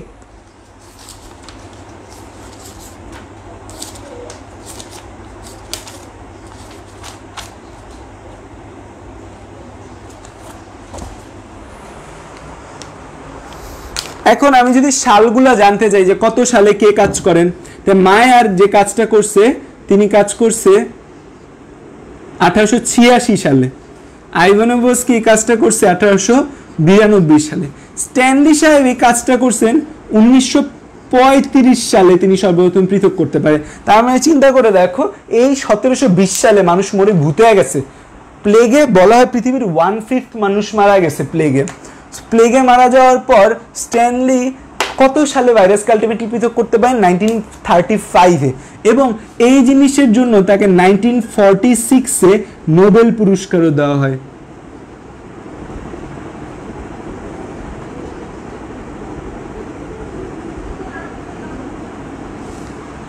ঠিক আছে, তো এইখানে হচ্ছে কি আমাদের 1946-এ তাকে কি দেওয়া হয়? নোবেলও দেওয়া হয়। একে কিভাবে পৃথক করেন? তখন 1906 পর্যন্ত এই ভাইরাস রোধক ফিল্টারও বিজ্ঞানীরা আবিষ্কার করে ফেলে। 1935-এ ভাইরাস রোধক ফিল্টার আবিষ্কার হয়ে যায়। এখানে ছিল কি ব্যাকটেরিয়া রোধক ফিল্টার, আর ওইখানে হচ্ছে কি, ওইখানে হচ্ছে ভাইরাস রোধক ফিল্টার। ভাইরাস রোধক ফিল্টার আবিষ্কার হয়ে যায়। এখন যে যেমন N95 যে মাস্কগুলো আমরা ব্যবহার করি ডক্টররা, সেই N95 মাস্কও কিন্তু একটা ভাইরাস রোধক ফিল্টারের মতো কাজ করে। সেখানে কিন্তু এখন কিন্তু বর্তমানে ভাইরাস রোধক ফিল্টার আবিষ্কার হয়ে গিয়েছে, বাট এটা খুব ওয়াইডলি পাওয়া যায় না, খুব সহজেও এটা অ্যাক্সেসেবল না। সো আলাদা করে ফেলেন তিনি 1935-এ। সো এই জিনিসটা আমাদের মনে রাখতে হবে। সো তার মানে ভাইরাসের আবিষ্কারক যদি কেউ বলে আমাদের যে কাকে ভাইরাসের আবিষ্কারক হিসেবে চিহ্নিত করা হয়, তখন কিন্তু অ্যান্সার হবে আইভানোভস্কি, যে ভাইরাসের আবিষ্কারক। তুমি স্ট্যানলি সাহেবকে কোনো সুনাম দিতে হবে না, তিনি হচ্ছে যে এই যে ভাইরাসটাকে বের করে। স্ট্যানলি সাহেবকে ভাইরোলজির জনক বলে। ভাইরোলজি মানে কি? ভাইরোলজি মানে হচ্ছে ভাইরাস নিয়ে গবেষণা করা, ভাইরাস নিয়ে স্টাডি করা। এজন্য এই যে ভাইরাস নিয়ে গবেষণা এবং স্টাডিটাকে উনি প্রতিষ্ঠা করেন, এই জন্য স্ট্যানলি সাহেবকে বলা হয় ভাইরোলজির জনক। স্ট্যানলি সাহেবকে কি বলা হয়? ভাইরোলজির জনক। রিফাতুল্লাহ তাহসিন, সস্তা মোটিভেশন বাট উইল ওয়ার্ক ইনশাল্লাহ। মোটিভেশন কোনো সস্তা জিনিস না, মোটিভেশন অনেক দামি জিনিস। লাইফে অনেক সময় অনেকে মোড় ঘুরে যায় জীবনে মোটিভেশন দিয়ে, বাট ব্যাপারটা হচ্ছে মোটিভেশন হতে হবে ইন্টারনাল মোটিভেশন, এক্সটার্নাল মোটিভেশনের কোনো কাজ নেই। But external motivation will help to fire up the internal motivation of your body, so of your mind, body, যাই বলো। সো দ্যাটস ওয়াই মোটিভেশন কোনো সস্তা জিনিস না, মোটিভেশন অনেক দামি জিনিস। বাংলাদেশে আমরা মোটিভেশনটাকে খুব অগ্রাহ্য করি বা মোটিভেশনটাকে নানাভাবে উল্লেখ করি। বিদেশে মোটিভেশনের একজন মোটিভেশনের স্পিকার হায়েস্ট পেইড থাকে। ইন্ডিয়াতেই চিন্তা করে দেখো, কি জানি সন্দীপ মাহেশ্বরী, বিশাল নাম। ওকে, সো এই আমাদের হচ্ছে যে আমরা আবিষ্কার ভাইরাস নিয়ে ফার্স্টের আবিষ্কার নিয়ে কিছু কথাবার্তা আমরা জানলাম। সো আমাদের ভাইরাসে এই টোবাকো মোজাইক ভাইরাস নিয়ে কাজ করছে কে? বিজ্ঞানী অ্যাডলফ মায়ার, আইভানোভস্কি এবং স্ট্যানলি। মায়ার সর্বপ্রথম 1886 সালে এই টোবাকো মোজাইক ভাইরাসটাকে একটা রোগ হিসেবে উল্লেখ করেন। 1892 সালে দিমিত্রি আইভানোভস্কি এই ব্যাকটেরিয়াদুক ফিল্টার দ্বারা ভাইরাসকে ফিল্টার করার চেষ্টা করেন এবং তিনি ফেলড হয় এবং বলে যে এটা ব্যাকটেরিয়া থেকেও ছোট, এটা মোস্ট প্রবাবলি ভাইরাস, এই জন্য তাকে ভাইরাসের আবিষ্কারক বলা হয়। আর স্ট্যানলি 1935-এ প্রথম 1 টন তামাক থেকে 1 গ্রাম ভাইরাসের ক্রিস্টাল আলাদা করেন, এই জন্য তাকে 1946-এ নোবেল পুরস্কার দেওয়া হয় এবং তাকে ভাইরোলজির জনক বলা হয়। এই ইনফরমেশনগুলো মনে রাখতে হবে।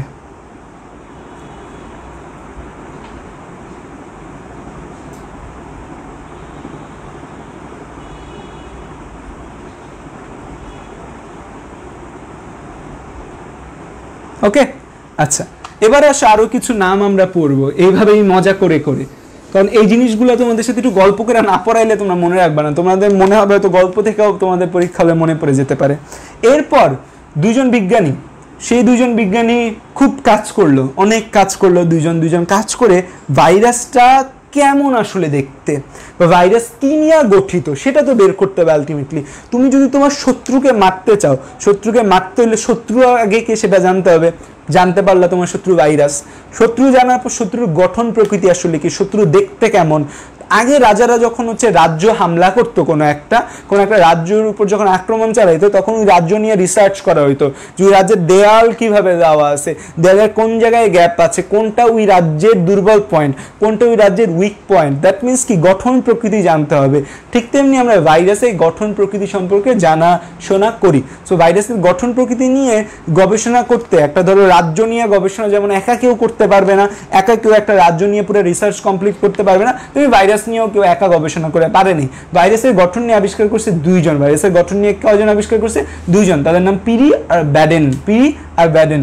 বিজ্ঞানী পিরি ও বার্ডেন তারা সর্বপ্রথম ভাইরাসের গঠন প্রকৃতি বর্ণনা করেন। তারা সর্বপ্রথম কি বর্ণনা করেন? ভাইরাসের গঠন প্রকৃতি, যে ভাইরাস কি নিয়ে গঠিত।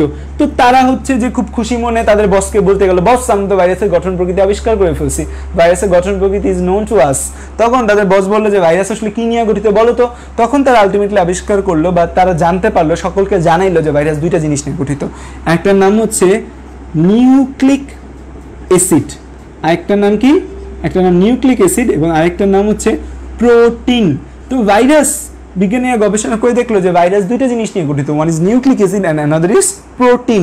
নিউক্লিক অ্যাসিড এবং প্রোটিন দুইটি আমাদের জীবনের জন্য এসেনশিয়াল দুইটা কম্পাউন্ড, এবং দুইটা এসেনশিয়াল কম্পাউন্ড দিয়ে আমাদের ভাইরাস গঠিত। সো ভাইরাস কি নিয়ে গঠিত? নিউক্লিক অ্যাসিড আর প্রোটিন নিয়ে গঠিত। এটা একদম আমাদের মাথায় অলরেডি, আমরা করোনা ভাইরাস নিয়ে হয়তো তোমরা অনেক কথাবার্তা শুনছো, তো তোমাদের মাথায় এই জিনিসটা ঢুকে গেছে।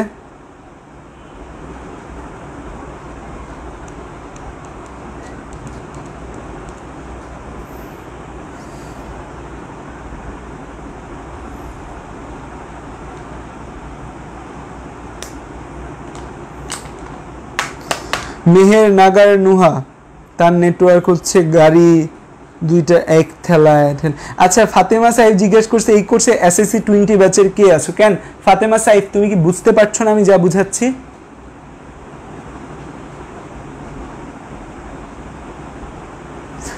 এসএসসি 20 ব্যাচে যারা আছো কারো, আচ্ছা যারা না, আমি যতটুকু বুঝাইছি ততটুকু বুঝতে পারছো সবাই? কারো বুঝতে কোনো সমস্যা হয়েছে?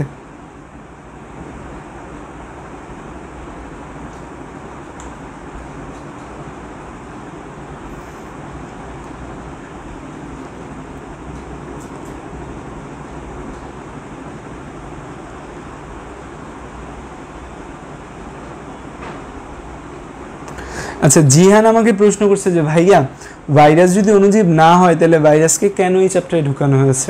ব্যাপারটা হচ্ছে অণুজীব বা মাইক্রো অর্গানিজম মধ্যে কেন এই জিনিসটাকে ঢুকানো বা প্রবেশ করানো হয়েছে।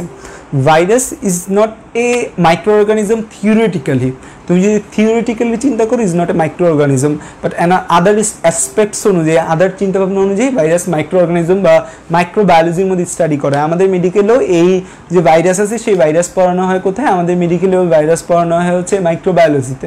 তো দ্যাটস ওয়াই হচ্ছে যে মানে থিওরিটিক্যালি তুমি একদম অ্যাকুরেটভাবে কেউ অনুজীব বলতে পারবে না, বাট ইন সাম সেন্স এটাকে কিন্তু অনুজীবও বলা যায়। এজন্য এটাকে অনুজীব চ্যাপ্টারের মধ্যে ঢুকানো হয়েছে, যে যাদের দেখতে ক্ষুদ্র, যে জীবগুলা ক্ষুদ্র জীব যারা ইম্পর্টেন্ট মানুষের রোগ করে, সেগুলোকে এই চ্যাপ্টারের মধ্যে প্রবেশ করানো হয়েছে। ওকে, সো বিজ্ঞানী পিরি আর ব্যাডেন নিউক্লিক অ্যাসিড আর প্রোটিন এই দুইটা আবিষ্কার করেন। নিউক্লিক অ্যাসিড নিয়ে বিজ্ঞানীরা ততদিনে নিউক্লিক অ্যাসিড নিয়ে অনেকেই কাজ করতেছিল। তাদের মধ্যে ওয়াটসন, ক্রিক কাজ করছে, তারপর আরো অনেকে এই নিউক্লিক অ্যাসিড নিয়ে কাজ করছে। নিউক্লিক অ্যাসিড নিয়ে ততদিনে কাজ করতে করতে আবিষ্কার হয়ে গেল যে নিউক্লিক অ্যাসিড কিন্তু আমাদের দুই টাইপের। নিউক্লিক অ্যাসিড আমাদের কয় টাইপের? দুই টাইপের। একটা হচ্ছে ডিঅক্সি রাইবো নিউক্লিক অ্যাসিড, আর একটা হচ্ছে রাইবো নিউক্লিক অ্যাসিড। একটা ডিঅক্সি রাইবো নিউক্লিক অ্যাসিড আর একটা কি ribo nucleic acid. We all know there is DNA and RNA in our body. তো ডিএনএ এবং আরএনএ যে আমাদের দেহে থাকে, ডিএনএ কয় সূত্রক হয় আর আরএনএ কয় সূত্রক হয়। তোমরা কয়দিন আগে আমার ফান্ড রেজিং কোর্স করে আসছো, সেখানে তুমি জানো যে ডিএনএ আমাদের হচ্ছে দ্বিসূত্রক। ডিএনএ আমাদের কেমন? ডিএনএ আমার দুইটি স্ট্র্যান্ড থাকে, ডাবল স্ট্র্যান্ড, বা তোমাদের 19-এও এই জিনিসটা ছিল, ডিএনএ ডাবল স্ট্র্যান্ড আর আরএনএ হয় আমাদের সিঙ্গেল স্ট্র্যান্ড। কিন্তু ভাইরাস পৃথিবীর প্রথম সৃষ্টি, ভাইরাস পৃথিবীর একদম আগের সৃষ্টি, সেজন্য ভাইরাস সৃষ্টি করতে গিয়ে একটু ওলট পালট হয়ে গেছে। ভাইরাস সৃষ্টি করতে গিয়ে দেখা যায় কিছু ঝামেলা হয়ে গেছে। তো ভাইরাসের মধ্যে দেখা যায় যে এই ভাইরাসের ক্ষেত্রে ডিএনএ এবং আরএনএ এই নিয়ম আর মানে না, যে ডিএনএ শুধু দ্বিসূত্রক হবে আর আরএনএ এক সূত্রক হবে, এই নিয়ম ওরা মানে না। ওরা বলে যে না, আমরা প্রথম দিকের মানুষ, আমরা সুবিধা পাবো বেশি। ফার্স্ট বাচ্চারা যেমন বড় পরিবারের বড় সন্তান যেমন অনেক সুবিধা চায়, যদিও হচ্ছে যে এটা মুভিতে দেখা যায়, বাস্তবে হয় না। সো হচ্ছে এই যে আমাদের ডিএনএ এবং আরএনএ আছে, এরা অনেক সুবিধা চাইছে। ওরা বলে যে না, আমরা এক সূত্রক দ্বিসূত্রক এত রুলস রেগুলেশনের মধ্যে যেতে পারবো না, আমরা দুইজনই এক সূত্রক হবো, দুইজনই দ্বিসূত্রক হবো। তার মানে কি ডিএনএ সিঙ্গেল স্ট্র্যান্ডও আছে, ডিএনএ ডাবল স্ট্র্যান্ডও আছে, আরএনএ আরএনএর সিঙ্গেল স্ট্র্যান্ডও আছে, আরএনএর ডাবল স্ট্র্যান্ডও আছে। এরকম ভ্যারাইটি পৃথিবীর অন্য কোনো অর্গানিজম বা অন্য কোনো জীব বা অন্য কোনো প্রাণী বা অন্য কোনো কিছুতে এরকম দেখা যায় না যেখানে ডিএনএ ভ্যারাইটিস পাওয়া যায়, যে একসূত্রক আর দ্বিসূত্রক ডিএনএ, একসূত্রক ডিএনএ কোথাও সম্ভব না এক্সেপ্ট ভাইরাস, দ্বিসূত্রক আরএনএ কোথাও সম্ভব না এক্সেপ্ট ভাইরাস। সো ভাইরাস এমন একটা জিনিস যার মধ্যে ডিএনএ এবং আরএনএ দুইটাই আমাদের ডাবল অ্যান্ড সিঙ্গেল স্ট্র্যান্ড থাকে, ডাবল অ্যান্ড সিঙ্গেল স্ট্র্যান্ড থাকে। এটা ওদের একটা ক্রাইটেরিয়া, ভাইরাসের একটা বৈশিষ্ট্য, কারণ ভাইরাস পৃথিবীতে অনেক বেশি সংখ্যায় থাকবে এবং ভাইরাসকে পাঠানো হয়েছে ডোমিনেশন করার জন্য। সো ভাইরাস ইজ ডোমিনেটিং, তো ডোমিনেটিং হলে তার মধ্যে কিছু পার্থক্য থাকা লাগবে। তো দেখা যায় আমাদের এই যে নিউক্লিক অ্যাসিডের গঠন নিয়ে বিজ্ঞানের পরবর্তী রিসার্চ করে দেখলো যে নিউক্লিক অ্যাসিড আমাদের ডাবল অ্যান্ড সিঙ্গেল স্ট্র্যান্ড দুইটাই হতে পারে, যে শুধু DNA double strand RNA single strand no, মানবো না, দুজনই হবো ডাবল অ্যান্ড সিঙ্গেল স্ট্র্যান্ড, ঠিক আছে। আর প্রোটিন যে রয়েছে, এই যে আমাদের protein, this is the protein, প্রোটিনকে আমরা বলি একটা জীবনের ভিত্তি, যে আমাদের দেহে প্রোটিন আছে, protein is the building block of our body, যে প্রোটিন আমাদের দেহের বিল্ডিং ব্লক, এই যে আমাদের মাংসপেশিগুলো আছে, এই মাংস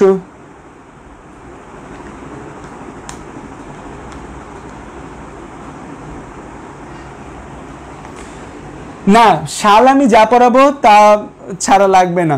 আর নিউক্লিক অ্যাসিডের মধ্যে, ভাইরাসের মধ্যে নিউক্লিক অ্যাসিড রূপে ডিএনএ না RNA, DNA slash RNA, N লিখলে পরে হচ্ছে যে তোমরা আবার গোলায় ফেলবা, যে ডিএনএ স্ল্যাশ আরএনএ, যে ভাইরাসের ক্ষেত্রে কখনই এমন হবে না যে মানব দেহে কিন্তু ডিএনএও থাকে আবার আরএনএও থাকে। আমাদের নিউক্লিয়াসে ডিএনএ আছে, আমাদের আবার দেহের অন্যান্য জায়গায় আরএনএ আছে, ভাইরাসের মধ্যে কিন্তু কখনোই ডিএনএ আরএনএ একসাথে থাকবে না, যা থাকবে একটা থাকবে, ডিএনএ থাকলে হয় ডিএনএ, আরএনএ থাকলে হয় আরএনএ, একসূত্রক ডিএনএ থাকলে একসূত্রক ডিএনএ, দ্বিসূত্রক ডিএনএ থাকলে দ্বিসূত্রক ডিএনএ, একসূত্রক আরএনএ থাকলে একসূত্রক আরএনএ, দ্বিসূত্রক আরএনএ থাকলে দ্বিসূত্রক আরএনএ। মানে ভাইরাসের মধ্যে নিউক্লিক অ্যাসিডের যে চারটা টাইপ, যে single strand DNA, double strand DNA, single strand RNA, double strand RNA, এই চার প্রকার যে নিউক্লিওটাইড আছে, এই চার প্রকার নিউক্লিওটাইডের মধ্যে যে কোনো একটা থাকবে ভাইরাসের মধ্যে। ভাইরাসের মধ্যে এই চার প্রকার নিউক্লিওটাইডের বা চার প্রকার নিউক্লিক অ্যাসিডের কয়টা থাকবে? জাস্ট একটা। ভাইরাস এরকম কাপঝাপ বোঝে না যে সব নিবে, নো, ভাইরাস বলবে আমি একটা নিব, আমি খুব স্পেশাল। তো ভাইরাসের মধ্যে দেখা যায় এই যে সিঙ্গেল স্ট্র্যান্ড ডিএনএ বা ডাবল স্ট্র্যান্ড ডিএনএ বা সিঙ্গেল স্ট্র্যান্ড আরএনএ বা ডাবল স্ট্র্যান্ড আরএনএ। তো ভাইরাসের মধ্যে হচ্ছে যে আমাদের যে কোনো একটা থাকবে ভাইরাসের মধ্যে। যে ধরো আমাদের এই যে করোনা ভাইরাস দেখা যাচ্ছে না, আমরা করোনা ভাইরাস নিয়ে এত কথা বলছি, করোনা ভাইরাসের মধ্যে কি থাকে? করোনা ভাইরাসের মধ্যে থাকে সিঙ্গেল স্ট্র্যান্ড আরএনএ। করোনা ভাইরাসের মধ্যে কি থাকে? করোনা ভাইরাসের মধ্যে সিঙ্গেল স্ট্র্যান্ড আরএনএ থাকে। তো বেশিরভাগ ভাইরাসই অবশ্য পৃথিবীর আরএনএ ভাইরাস। সো দেখা যায় আমাদের এই আরএনএ এবং ডিএনএ কনসেপ্টটা কিন্তু আমাদের বুঝতে হবে যে চারটার মধ্যে জাস্ট একটা থাকবে, সবাই কিন্তু ভাইরাসের মধ্যে থাকবে না, জাস্ট একজন থাকবে ভাইরাসের মধ্যে। আর যে আমাদের প্রোটিন আছে, প্রোটিন, এই যে আমাদের প্রোটিন আছে, এই প্রোটিন তো আমাদের দেহে বিল্ডিং ব্লক। তো এই প্রোটিনটা ওদের দেহে আবরণ হিসেবে কাজ করবে। প্রোটিন ওদের দেহে কি হিসেবে কাজ করবে? আবরণ হিসেবে কাজ করে। দেখা যায় যে প্রোটিনটা আবরণ হিসেবে কাজ করে। আবরণকে আমরা ইংরেজিতে কি বলি? দ্য প্রোটিন ইনভ্যালভ হিসেবে কাজ করে। প্রোটিনটা চারপাশ থেকে আবরণ করে, ইনভ্যালভ। তো দ্যাটস ওয়াই আমরা বলি যে এখানে ভেতরে থাকে nucleic acid, central nucleic acid, and outside is covered by a protein envelope। চারপাশে কি থাকে? একটা প্রোটিন এনভেলপ থাকে। সো ভাইরাসের এই যে গঠনটা, তাহলে গঠনটা আসলে আমাদের কেমন? গঠনটা হচ্ছে ভেতরের দিকে ধরো এই নিউক্লিক অ্যাসিড থাকে আর চারপাশে কি থাকে? প্রোটিন থাকে। So there is central nucleic acid. তার মানে নিউক্লিক অ্যাসিডটা কোথায় থাকবে? এই নিউক্লিক অ্যাসিডটা হচ্ছে, তাহলে আমি বলতে পারি সেন্ট্রাল নিউক্লিক অ্যাসিড। ধরো এটা সেন্ট্রাল ডিএনএ, এটা একটা সেন্ট্রাল ডিএনএ, একসূত্রক ডিএনএ। আর যে চারপাশে যেটা আছে এটা কি? Protein envelope. এটা কি আমাদের প্রোটিন এনভেলপ। দেখি প্রোটিন এনভেলপ হিসেবে কাজ করে। তো ভাইরাসের গঠন প্রকৃতি নিয়ে তাহলে সর্বপ্রথম কে কথা বলছে? বিজ্ঞানী পিরি আর বার্ডেন ভাইরাসের গঠন প্রকৃতি নিয়ে সর্বপ্রথম আলোচনা করছেন, এবং পরবর্তীতে বিজ্ঞানীরা আরও নানা প্রকার রিসার্চের মাধ্যমে এই নিউক্লিক অ্যাসিড কোনটা থাকবে, প্রোটিন কোনটা থাকবে, সিঙ্গেল স্ট্র্যান্ড কোন জায়গায় থাকবে, ডাবল স্ট্র্যান্ড কোথায় থাকবে, কোনটা বাইরে কোনটা ভেতরে, কোনটার গঠন কেমন, এগুলো বিজ্ঞানীরা পরবর্তীতে সময়ের সাথে সাথে আবিষ্কার করছে। ঠিক আছে? তার মানে কি চারটা কিন্তু থাকে না, চারটার মধ্যে যে কোনো একটা ভাইরাসের মধ্যে থাকবে, যে ভাইরাস সবাইকে নিয়ে কাজ করে না।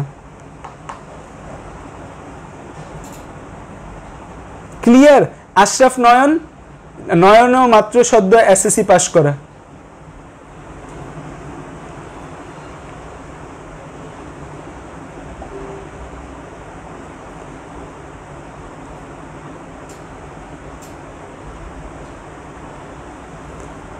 ওকে, বুঝতে পারছো এতটুকু?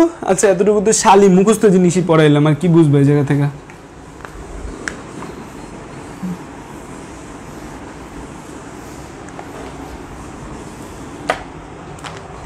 আচ্ছা, আবিষ্কার নিয়ে যেহেতু কথা বলতেছিলাম, আরেকটু আবিষ্কার নিয়ে কথা বলি। প্রোটিন আর নিউক্লিক অ্যাসিডের গঠন নিয়ে আবার আমরা হচ্ছে যা আলাপ করতে আসবো, আলাপচারিতে আসবো।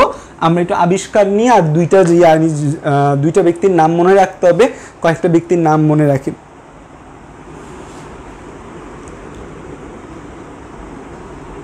রিফাতুল্লাহ তাহাসিন জিজ্ঞেস করছে, ভাইয়া ডিউরেশন অফ ক্লাস।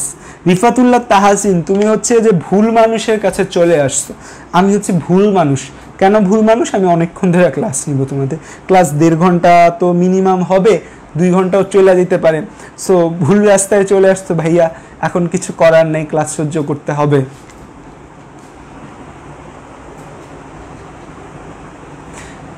আচ্ছা, তো আবিষ্কার নিয়ে পৃথিবীব্যাপী এইচআইভি ভাইরাস আবিষ্কার হয়েছে। তো আমরা জানি যে এইচআইভি যে ভাইরাসটা আছে, এইচআইভি বা হিউম্যান ইমিউনো ডেফিসিয়েন্সি যে ভাইরাস, এই ভাইরাসটা সর্বপ্রথম পাওয়া গিয়েছে আমেরিকার সমকামীদের মধ্যে। এই এইচআইভি ভাইরাস সর্বপ্রথম পাওয়া গেছে।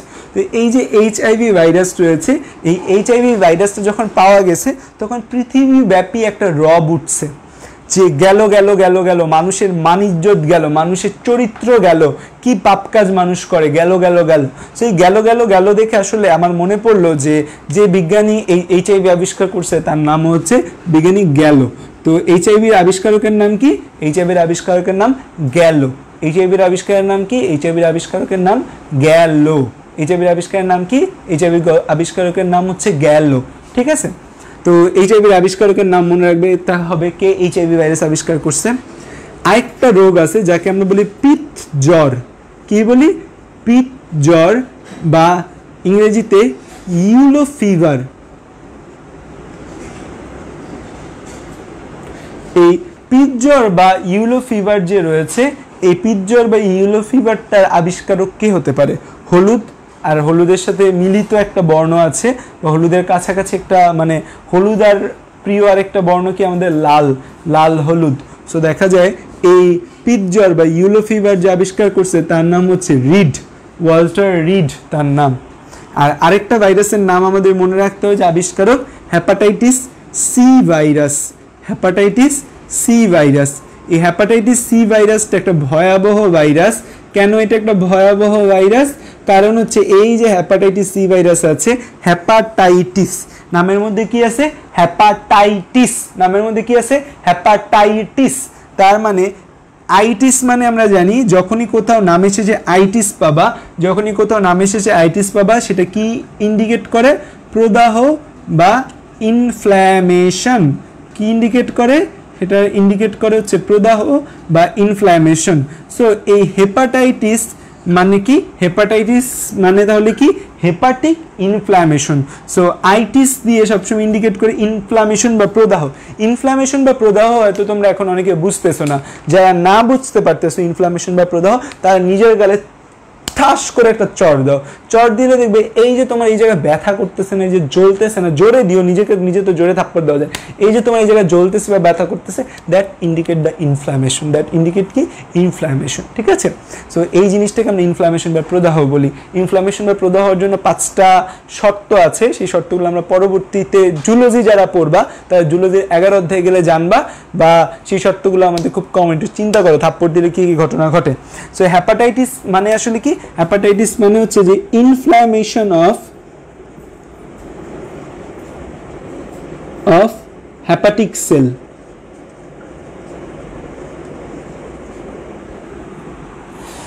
ইনফ্ল্যামেশন অফ হেপাটিক সেল, তো এটার নাম হ্যাপাটাইটিস। এখন এইটা hepatitis C virus.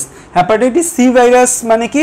Inflammation of hepatic cell due to C virus. তো আমাদের হেপাটাইটিস 5 টাইপের ভাইরাস দ্বারা হয়। তার মধ্যে একটা হচ্ছে হ্যাপাটাইটিস সি ভাইরাস, যেটার আরেকটা নাম বাংলায় আমরা বলি তুষের আগুন। হ্যাপাটাইটিস সি ভাইরাসের বাংলা নাম তুষের আগুন। মেডিকেল অ্যাডমিশন টেস্টে একবার আসছিল যে কোন ভাইরাসকে তুষের আগুন বলা হয়, আমরা বলে দিছিলাম যে হ্যাপাটাইটিস সি ভাইরাসকে আমরা তুষের আগুন বলা হয়।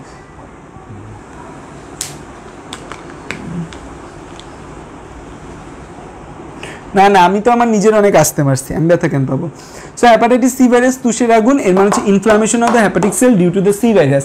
এই হ্যাপাটাইটিস সি ভাইরাস যে আবিষ্কার করছে তার নাম এবিসি দ্বারা, এবিসি তার নাম এ দ্বারা শুরু হয়েছে, তার নাম হচ্ছে আল্টার। বিজ্ঞানী অল্টার সর্বপ্রথম এই হ্যাপাটাইটিস সি ভাইরাস আবিষ্কার করেন। তো এই নামগুলো একটু কষ্ট করে এরকম গল্প টল্প দিয়ে একটু চাপাবাজি করে এই নামগুলো একটু মনে রাখতে হবে, কারণ পরীক্ষার মধ্যে আসে মেডিকেল অ্যাডমিশন টেস্টের জন্য এই বোটানি উদ্ভিদ বিজ্ঞানের 4র্থ অধ্যায় মেডিকেল অ্যাডমিশন টেস্টের জন্য শ্বশুরবাড়ি। শ্বশুরবাড়িতে গেলে যেমন মানুষ অনেক আদর পায়, অনেক ভালো ভালো খাবার দেয় শ্বশুরবাড়ি গেলে, ঠিক তেমনি এই চ্যাপ্টার দেখলে ডক্টররা খুব খুশি হয়ে যায়, কারণ মেডিকেল অ্যাডমিশন টেস্টে প্রশ্ন কারা করে, ডাক্তাররা করে। ডাক্তারের এই অধ্যায় দেখলে খুবই হ্যাপি, খুবই খুশি এবং প্রাণ ভরে প্রশ্ন দেয় এই জায়গা থেকে, ঠিক আছে। সো এই অধ্যায় থেকে মেডিকেলে অনেক প্রশ্ন আসে। তুষের আগুনের ইংরেজি বাসীরা, আমিও জানি না তুষের আগুনের ইংরেজি কি।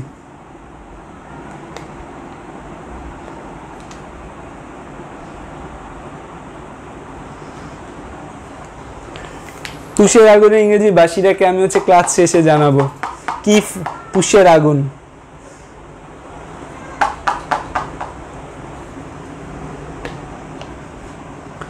আচ্ছা হেপাটিক সেল, আচ্ছা একজন প্রশ্ন করছে হেপাটিক সেল মানে কি। হেপাটিক সেল মানে হচ্ছে লিভার সেল। আমি তো তোমাদের ভালোই ট্রেনিং দিছি, দেখে যে কমেন্টে তোমরা ধুমধাম উত্তর দিচ্ছ।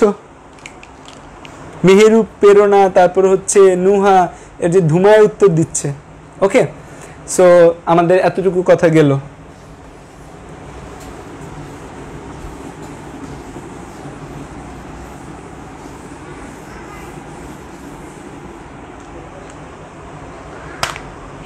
আচ্ছা এখন আমি একটু কথা বলবো ভাইরাসের গঠন প্রকৃতি নিয়ে।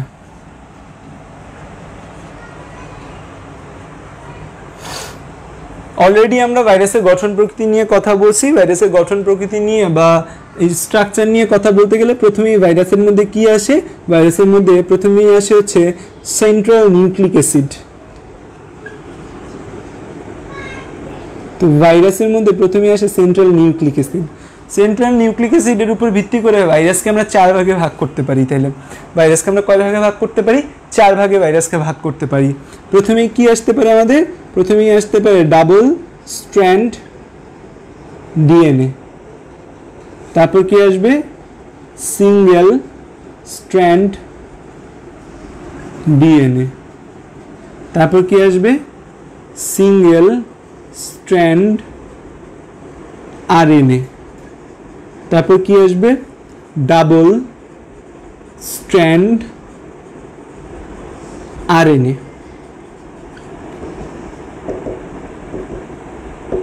ওকে, তো এই 4টা স্ট্র্যান্ড, এই 4টা টাইপে আমরা নিউক্লিক অ্যাসিড অনুযায়ী ভাগ করতে পারি, যে এর মধ্যে কোন ধরনের নিউক্লিক অ্যাসিড আছে, কি আছে, তার উপর ভিত্তি করে এই 4 ভাগে ভাগ করা যায়।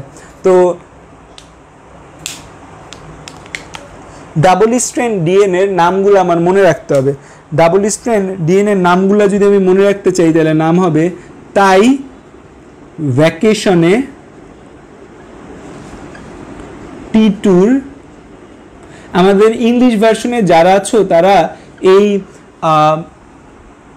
উদাহরণগুলো মনে রাখার জন্য বাংলা ছন্দ দিয়ে চাইলে মনে রাখতে পারো, কারণ ইংলিশের ছন্দ বেটটের খুব কমই হয়েছে, মানুষ সব বাংলা ছন্দ দিয়ে মনে রাখে, যেহেতু অনেক বছর ধরে বাংলা ভার্সনটা, ইংলিশ ভার্সনে যেহেতু নিউ থিং বাংলাদেশে, আস্তে আস্তে হয়তো তোমাদের ইংলিশ ভার্সনের ছন্দও বের হয়ে যাবে। তো তাই ভ্যাকেশনে টি2 ভারী হাঁপানি হলো। আমি চেষ্টা করব আমার যে এই মাসে বায়োরহস্য মানবদেহ বের হচ্ছে সেটা একটা ইংলিশ ভার্সনের জন্য একটা ভার্সন বের করা, বায়োরহস্য মানবদেহ। তাই ভ্যাকেশনে টি2 ভারী হাঁপানি হলো।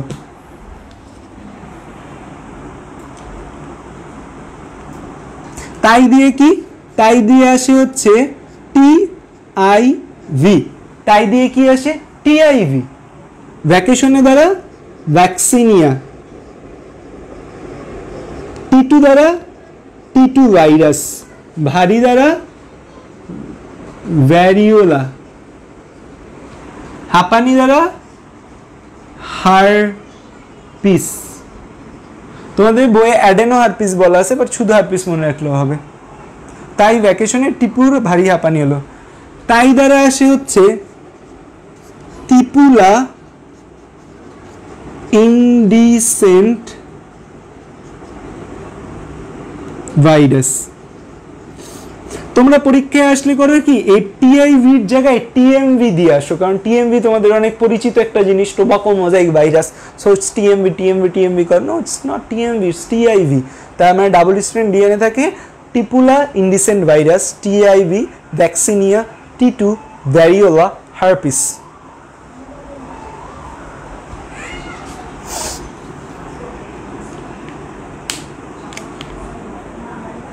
ইংলিশ ছন্দ তো আছে, থাকবে না কেন? জিএম প্রমা, আমি জানি না ইংলিশ ছন্দ।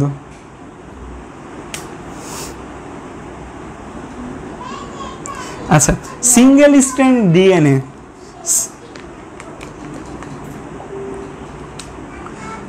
সিঙ্গেল স্ট্র্যান্ড ডিএনএ আর কেউ পারে? সিঙ্গেল স্ট্র্যান্ড ডিএনএ করতে কি অন্য কোনো জীব পারে? আমাকে বলো তোমরা, সিঙ্গেল স্ট্র্যান্ড ডিএনএ করতে কি ভাইরাস ছাড়া আর কেউ পারে? পারে না। সিঙ্গেল স্ট্র্যান্ড ডিএনএ করতে ভাইরাস ছাড়া আর কেউ পারে না, কেউ পারে না। শুধু কে পারে? ভাইরাস পারে। So virus single strand DNA করতে পারে, দ্যাটস ওয়াই ভাইরাসের সিঙ্গেল স্ট্র্যান্ড ডিএনএ যে ফর্মটা, তার নাম হবে পার্ভোভিরিডিয়া। পার্ভোভিরিডিয়া, তার নাম কি হবে? তার নাম হবে পার্ভোভিরিডিয়া। তার নাম কি হবে? তার নাম হবে পার্ভোভিরিডিয়া। কারণ ভাইরাস ছাড়া শুধুমাত্র সিঙ্গেল স্ট্র্যান্ড ডিএনএ কে করতে পারে? ভাইরাস করতে পারে। সিঙ্গেল স্ট্র্যান্ড ডিএনএ কে করতে পারে? সিঙ্গেল স্ট্র্যান্ড ডিএনএ হচ্ছে ভাইরাস করতে পারে। ভাইরাস ছাড়া আর কেউ এই সিঙ্গেল স্ট্র্যান্ড ডিএনএ করার স্বপ্ন দেখতে পারে না। তো এই পার্ভোভিরিডিয়া যে আছে, এই পার্ভোভিরিডিয়া যে আছে, তার মধ্যে আমাদের এই সিঙ্গেল স্ট্র্যান্ডেড হওয়ার ক্যাপাবিলিটি আছে। এই ডিয়া বানামটা একটু ভুল হয়েছে, এই ই হবে। আর এখানে এই হারপিস নামটার সাথে আমাদের বইয়ে বলা আছে হারপিস সিমপ্লেক্স কমপ্লেক্স, কারণ হারপিস অনেকগুলো আছে। হারপিস একটা দুইটা না, হারপিসের প্রায় 8টা প্রজাতি আছে, 8 types of herpes in our body. So herpes অনেক ধরনের হয়। সিঙ্গেল স্ট্র্যান্ড আরএনএ এটা আমি পড়বো না, কারণ এটা আমার জন্য একটু কঠিন। ডাবল স্ট্র্যান্ডেড আরএনএ যে রয়েছে, ডাবল স্ট্র্যান্ডেড আরএনএ, আরএনএ যেহেতু তার নাম আর দ্বারা শুরু হবে, রিওভিরিডিয়া, রিওভিরিডিয়া। এবং আরেকটা রোগ হয় ধান গাছে, যেটাকে আমরা বলি rice tungro virus, rice tungro virus. তো ব্লার, আর কারো কি ব্লার আসছে ছাড়া? দিলীপ দত্তের ছাড়া, দিলীপ দত্তর আব্বুর নাম, ওর নাম আমার মনে, Upama Dutta, Upama most probably. Rice tungro virus.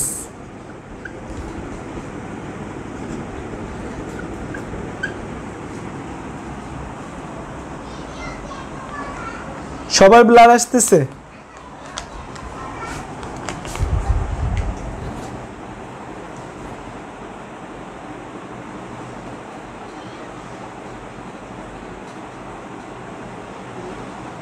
এবার দেখো তো, দেখো কিনা।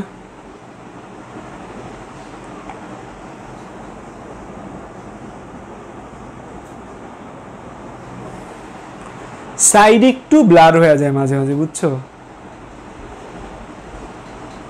আমার কথাটা একটু ফলো করো, ঠিক আছে? আমার কথা ফলো করলে না সব বুঝতে পারবা। একটু একটু ব্লার আসে মাঝে মাঝে, এই সাইডটা একটু ব্লার আসে, ফোকাস করার পর এই সাইডটা একটু ব্লার হয়ে যায়। হ্যাঁ, আমার কথা খেয়াল করো, এখানে হবে রাইস টুংরো,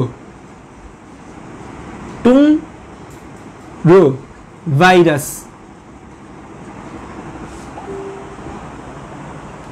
হ্যাঁ, ফোকাস হওয়ার জন্য এক সাইড একটু ব্লার হয়ে যায়, একটু খেয়াল করো। আমি আচ্ছা ফোকাস অফ করে দিচ্ছি।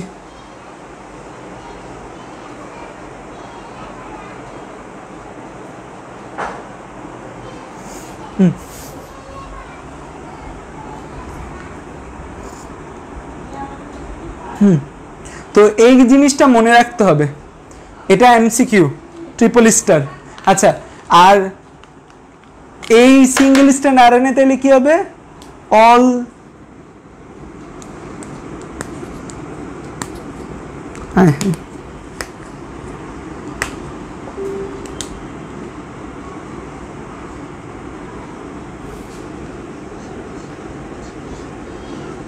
বাকি সব এই কয়টা ছাড়া বাকি যত উদাহরণ আছে না, সব উদাহরণের বেলায় তোমরা এই হচ্ছে সিঙ্গেল স্ট্র্যান্ড আরএনএ ইউজ করতে পারো। তোমাকে যদি এখন আমি বলি ডেঙ্গু, তোমরা আমাকে কমেন্টে জানাও তো ডেঙ্গু কোন ধরনের নিউক্লিক অ্যাসিড থাকে ডেঙ্গুর মধ্যে?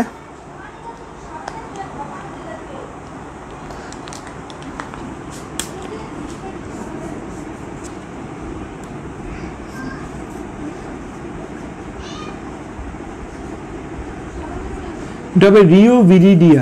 এটা একটা গোত্র, এটা কি একটা গোত্র মানে একটা ফ্যামিলি, এটার মধ্যে অনেকে আছে।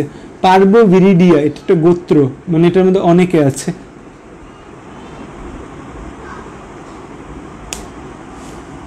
ইয়েস, সিঙ্গেল স্ট্র্যান্ডের আরএনএ। ডেঙ্গু হবে কি সিঙ্গেল স্ট্র্যান্ডের আরএনএ? কারণ ডেঙ্গু এরকম কোনো জায়গায় ডেঙ্গু পড়ে নেই, সো ডেঙ্গুকেই আমার সিঙ্গেল স্ট্র্যান্ডের আরএনএ। Very good.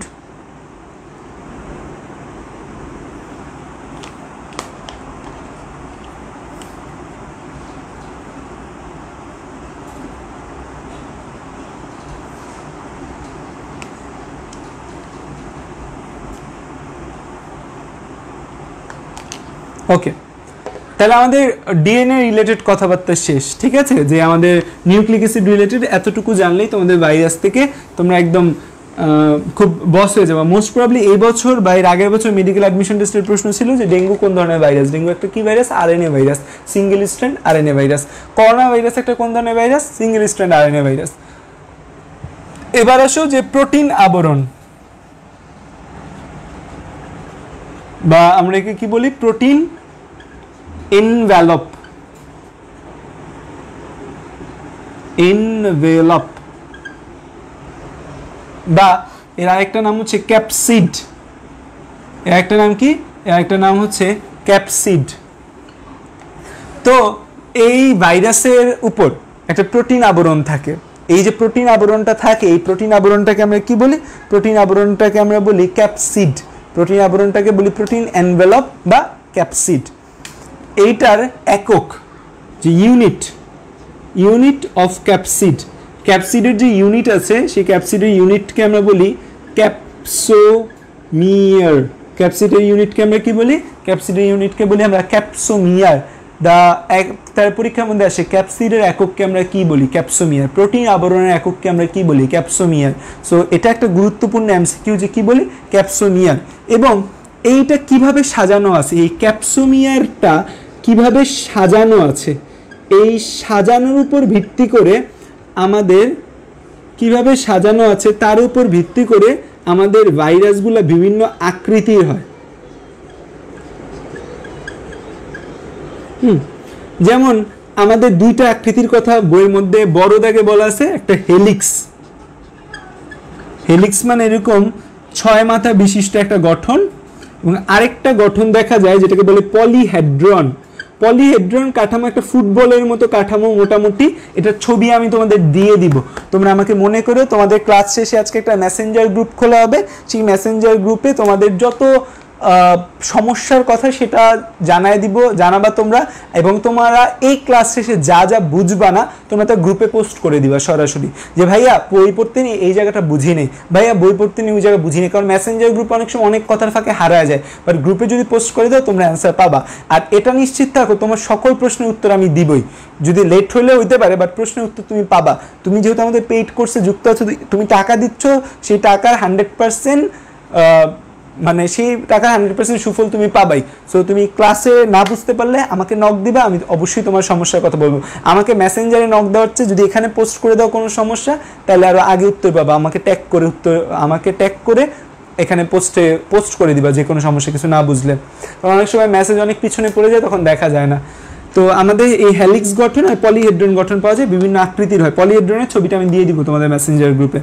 তো এই বিভিন্ন আকৃতি হয়, মানে ক্যাপসোমিয়ারগুলো কিভাবে নিজেরা বিন্যস্ত আছে, ক্যাপসোমিয়ার কিভাবে সাজানো আছে বা ক্যাপসোমিয়ার কিভাবে বিন্যস্ত আছে, এরা হচ্ছে কিভাবে হচ্ছে যে আমাদের সন্নিবেশ বিন্যাস সমাবেশ আমরা পড়ি না, এরা বিন্যাস কিভাবে, এরা কিভাবে হচ্ছে নিজেদের ডিজাইন করছে তার উপর ভিত্তি করে আমাদের বিভিন্ন আকৃতি বিশিষ্ট হয়। যেমন হ্যালিক্স, পলিহেড্রন, গোলাকৃতি, রাউন্ড, ওভাল, সিলিন্ড্রাকাল, এরকম নানা গঠন আমরা পাচ্ছি এখানে। তো এই ক্যাপসোমিয়ারের কথাটা গেল। তো এদের কাজটা কি, যে আমাদের কি কি কাজ করে এই প্রোটিন আবরণ? প্রোটিন আবরণ আমাদের এই দেখো বাইরের কিছু আমার কি করবে, ভেতরের জিনিসকে রক্ষা করবে, তার মানে নিউক্লিক অ্যাসিডকে রক্ষা করে। তার মানে এইটা হচ্ছে আমাদের প্রোটিন আবরণের ভেতরে আছে কি, এই ধরো ডাবল স্ট্র্যান্ডেড একটা আরএনএ আছে এখানে, ঠিক আছে। তার মানে এইটা দুইটা আরএনএ ভেতরে যে নিউক্লিক অ্যাসিড, সেই নিউক্লিক অ্যাসিডকে রক্ষা করে।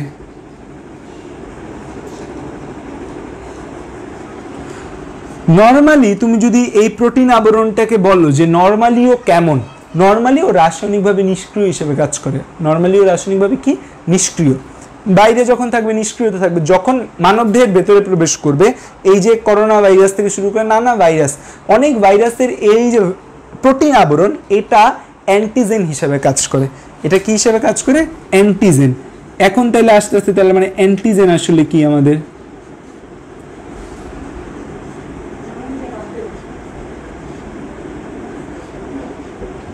হিসেবে কাজ করে? অ্যান্টিজেন হিসেবে কাজ করে। তার মানে এখন কথা আসতেছে হোয়াট ইজ অ্যান্টিজেন এবং হোয়াট ইজ অ্যান্টিবডি। অ্যান্টিজেন এবং অ্যান্টিবডি আসলে আমার কি, অ্যান্টিজেন আমার কি আর অ্যান্টিবডি আমার কি।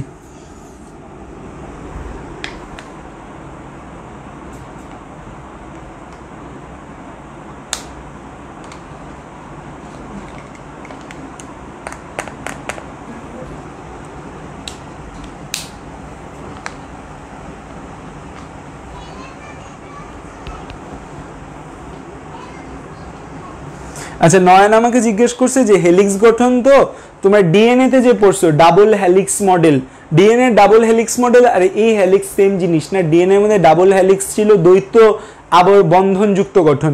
এই হেলিক্স আর ডিএনএ হেলিক্সের মধ্যে পার্থক্য আছে, নাম সেম বাট কাজ সেম না। এই গঠনটা এরকম পেঁচানো থাকে, কিন্তু এখানে 6 মাথাওয়ালা থাকে, হেক্সাগোনাল শেপ হয় এখানে হেলিক্সটা। তো অ্যান্টিজেন কি আর অ্যান্টিবডি কি?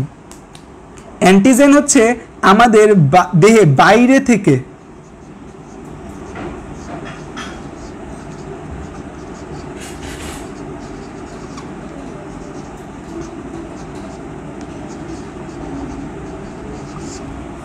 আমাদের দেহে, আচ্ছা এখানে দেহের কথাটা হবে, দেহের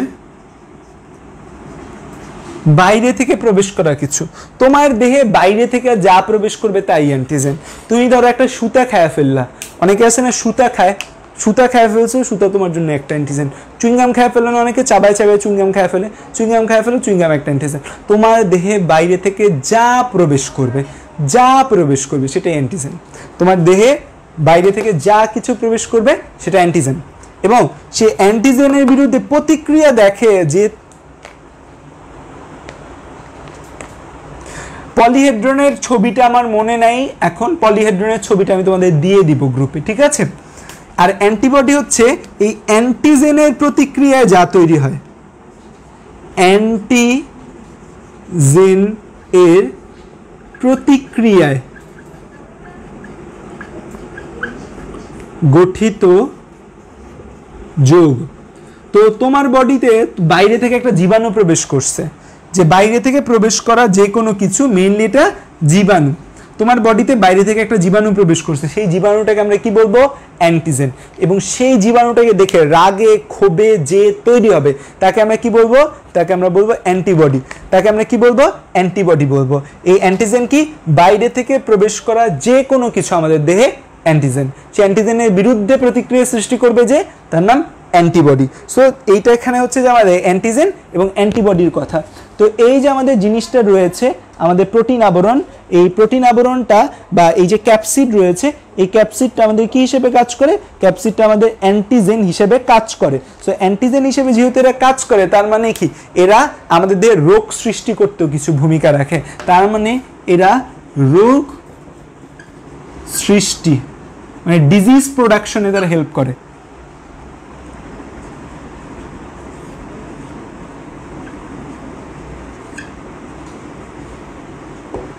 তার মানে খেয়াল করে দেখো আমাদের এই যে কি কি কাজ করে আমাদের এই যে প্রোটিন আবরণ, তার কাজটা কি, তার ওয়ার্কটা আসলে কি আমাদের এই ভাইরাসের ক্ষেত্রে? তারা ভেতরে যে নিউক্লিক অ্যাসিড আছে সেই নিউক্লিক অ্যাসিডগুলোকে রক্ষা করে। ব্লাডে যে অ্যান্টিজেন থাকে আমাদের, না না ব্লাডে যে অ্যান্টিজেন থাকে, ব্লাডে অ্যান্টিজেন থাকে না, আরবিসির মেমব্রেনে, আরবিসির মেমব্রেনে যা থাকে সেগুলো অ্যান্টিজেন, সেগুলোকে আমাদের বডি রিকগনাইজ করতে পারে না। এবং অ্যান্টিজেনের আরেকটা কথা আছে যে আমাদের দেহ ওকে চিনতে পারে কি পারে না। আমাদের দেহ যদি কাউকে চিনতে না পারে তখন কিন্তু তার বিরুদ্ধে অ্যান্টিবডি তৈরি হবে। মানে এটা ব্রড হেডিং এ, বাইরে থেকে দেহে কিছু প্রবেশ করলে জীবাণু, দেহে না এটা আসলে। আচ্ছা, দেহের কথাটা বাদ দিয়ে আমি এখানে রক্ত কথাটা অ্যাড করি। বাইরে থেকে রক্তে, দেহে বললে আসলে জিনিসটা বেশি ব্রড হয়ে যায়। ভাতও তাইলে এই জায়গায় চলে আসে। অনেকে জিজ্ঞাসা করছে ভাত না, এটা আসলে রক্তে হবে, বাইরে থেকে রক্তে কিছু প্রবেশ করলে। এখন হচ্ছে যে আরেকটা ইম্পর্টেন্ট জিনিস, আমাদের দেহ তাকে চেনে কেনা। আমাদের দেহে এই যে অ্যান্টিবডিগুলো তৈরি হয় না, সেই অ্যান্টিবডিগুলোকে ট্রেনিং দেওয়া হয়, মার্চ করানো হয়, যে মার্চ করায় যে তাদের চেনানো হয় যে কোনটা আমার বডির জিনিস, কোনটা আমার বডির বাইরের জিনিস। সো বডির জিনিস যদি হয় সেটা অ্যান্টিজেন না। এই যে আমরা ভাত খাচ্ছি, ভাত খাওয়ার ফলে আমাদের দেহের ভেতর ভাতটা পরিপক্ক হয়ে গ্লুকোজ ঢুকতেছে, তারপর হচ্ছে যে আমাদের বডিতে অ্যামাইনো অ্যাসিড ঢুকতেছে, ফ্যাট ঢুকছে আমাদের। এই যে glucose, fatty acid, amino acid যারা আমাদের বডিতে ব্লাডে রক্তে প্রবেশ করতেছে, তারাকে আমরা অ্যান্টিজেন হিসেবে নিচ্ছি না। কারণ কি? তাদের আমার এই যে বডির ইমিউন সিস্টেম বা প্রতিরক্ষা সিস্টেম তাকে চিনে যে this is our body product, এগুলো আমাদের বডির জিনিস। সো তার বিরুদ্ধে মারামারি করা যাবে না। যদি মারামারি করে, যদি আমাদের বডি আমার নিজের দেহের বডির প্রোডাক্ট না চিনে, তখন কি হবে? তখন কিন্তু আমাদের রোগ হয় অনেক, যেগুলোকে আমরা বলি অটো ইমিউন ডিজিজ, যে নিজের প্রতিরক্ষা সিস্টেম আমার নিজের সাথে গাদ্দারি করতেছে, এটাকে তখন আমরা কি বলি? অটো ইমিউন ডিজিজ বলি। ঠিক আছে?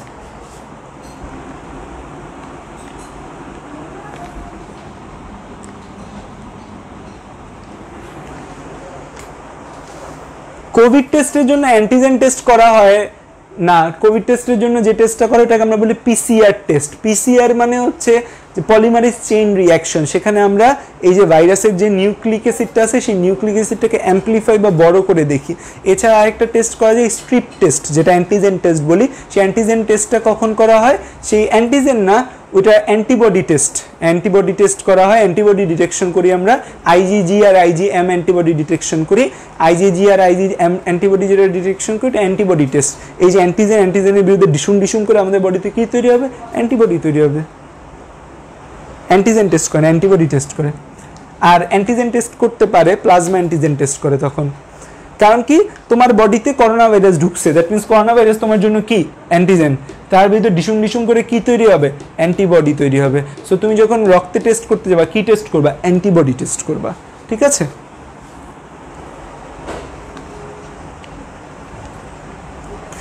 আচ্ছা, আরেকটা জিনিস যেটা আমি তোমাদের জানাইতে চাই, যে প্রোটিনটা যদি ডিফেক্টিভ হয়, যে প্রোটিনটা কাজ করে না ঠিক মতো, শুধুমাত্র প্রোটিন, ডিফেক্টিভ প্রোটিন, শুধুমাত্র প্রোটিনটা ঠিকমতো কাজ করে না, প্রোটিনটা যদি আমাদের ঠিকমতো কাজ না করে এবং এই প্রোটিনটা যদি আমাদের রোগ সৃষ্টি করতে পারে, শুধু প্রোটিন যদি আমাদের রোগ সৃষ্টি করতে পারে, শুধু প্রোটিন, জাস্ট প্রোটিন আবরণটা রোগ সৃষ্টি করতে পারে, জাস্ট আমাদের প্রোটিনটা আমাদের রোগ সৃষ্টি করতে পারে, তখন আমরা এই রোগটার একটা নাম আছে, জাস্ট প্রোটিনটা, শুধুমাত্র প্রোটিন। একটা ভাইরাসের মধ্যে, একটা ভাইরাসের যদি আক্রমণ করতে হয়, ভাইরাস যদি আমাকে আক্রমণ করতে চায় একটা ভাইরাসে, সেই ভাইরাসটা প্রোটিন নিয়েও আসতে হবে, সেই ভাইরাসটা নিউক্লিক অ্যাসিড নিয়েও আসতে হবে। সম্পূর্ণ একটা ভাইরাস, ফুল একটা ফোর্স, সে এসে আমার সাথে ডিসুম করবে। সম্পূর্ণ ভাইরাস যদি না হয়, সে যদি একটা হচ্ছে ফুল ফেজ ভাইরাস না হয়, যার মধ্যে আমাদের দুইটা জিনিস নাই, ভাইরাসের আছেই দুইটা জিনিস, একটা নিউক্লিক অ্যাসিড একটা প্রোটিন, সে নর্মালি আমার সাথে তর্ক বিতর্কতে আসবে না, কারণ সে জানে সে এমনি দুর্বল। সে যদি সবল হয়ে বা সব কিছু নিয়ে না আসে, সে আমার সাথে কখনোই টিকবে না। So that's why normally virus আমাদের আক্রমণ করে কখন, যখন ভাইরাসে প্রোটিন এবং নিউক্লিক অ্যাসিড দুইটা থাকবে। দুইটা না থাকলে ভাইরাস কখনোই আমাদের সাথে তর্ক বিতর্কে আসবে না। কিন্তু একটা জায়গায় আছে শুধু প্রোটিন রোগ সৃষ্টি করতে পারে, জাস্ট প্রোটিন এনাফ আমাদের রোগ সৃষ্টি করে ফেলবে, তখন সেই রোগটাকে বলি আমরা প্রিয়ন বলি। বা শুধু প্রোটিন যখন আমাদের রোগ সৃষ্টি করতে পারে, তখন আমরা তাকে কি বলি, প্রিয়ন্স। তখন আমরা তাকে কি বলি, প্রিয়ন্স বলি। যে শুধু প্রোটিন আমাদের রোগ সৃষ্টি করে ফেলছে, সেই রোগটাকে আমরা কি বলি, প্রিয়ন্স বলি। বা শুধু প্রোটিন আমাদের আক্রমণ করে রোগ করতে পারে, সংক্রমণ করতে পারে, ডিজিজ করতে পারে, জাস্ট প্রোটিন, তখন আমরা বলি প্রিয়ন বলি এই জিনিসটাকে।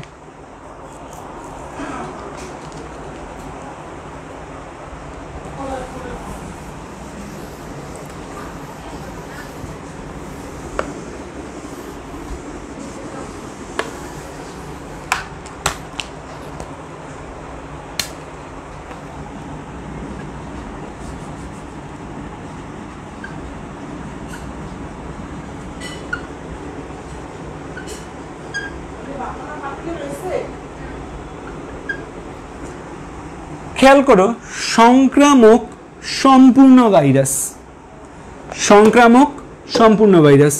সংক্রামক মানে কি, ডিজিজ প্রোডাকশন। সম্পূর্ণ মানে কি, তার মধ্যে আছে নিউক্লিক অ্যাসিড আর প্রোটিন। এটা সম্পূর্ণ ভাইরাস হইতে গেলে তার মধ্যে কি থাকতে হবে, নিউক্লিক অ্যাসিড আর প্রোটিন। তার মানে একটা ভাইরাস, তার মধ্যে নিউক্লিক অ্যাসিড এবং প্রোটিন আছে, তখন আমরা তাকে কি বলবো, সম্পূর্ণ ভাইরাস।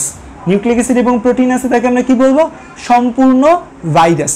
এবং সে ডিজিজ প্রোডাকশন করতে পারে, রোগ তৈরি করতে পারে, সে আমাদের রোগ করতে পারে। এই সংক্রামক সম্পূর্ণ ভাইরাসকে আমরা কি বলি, সংক্রামক সম্পূর্ণ ভাইরাসকে আমরা বলি ভিরিয়ন। কি বলি, ভিরিয়ন। সংক্রামক সম্পূর্ণ ভাইরাসকে আমরা কি বলি, ভিরিয়ন্স। যে ভাইরাসটা আমাদের আক্রমণ করতে পারে, রোগ সৃষ্টি করবে এবং সেটা সম্পূর্ণ ভাইরাস, তখন আমরা তাকে কি বলি, ভিরিয়ন বলি।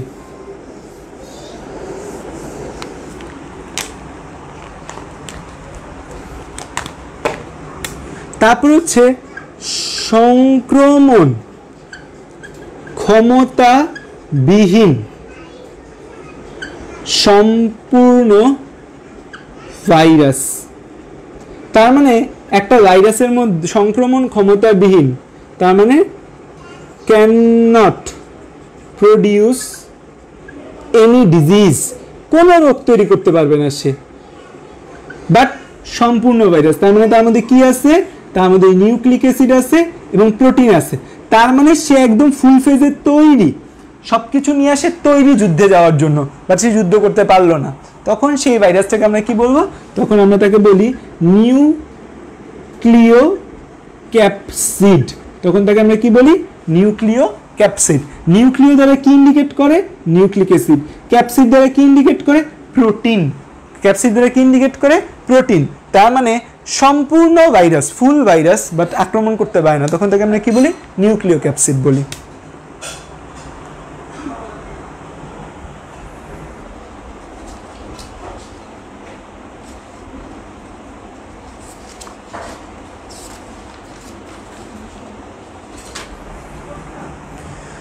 তার মানে খেয়াল করে দেখো, এই দুইটা জায়গায় ভাইরাসটা সম্পূর্ণ আছে।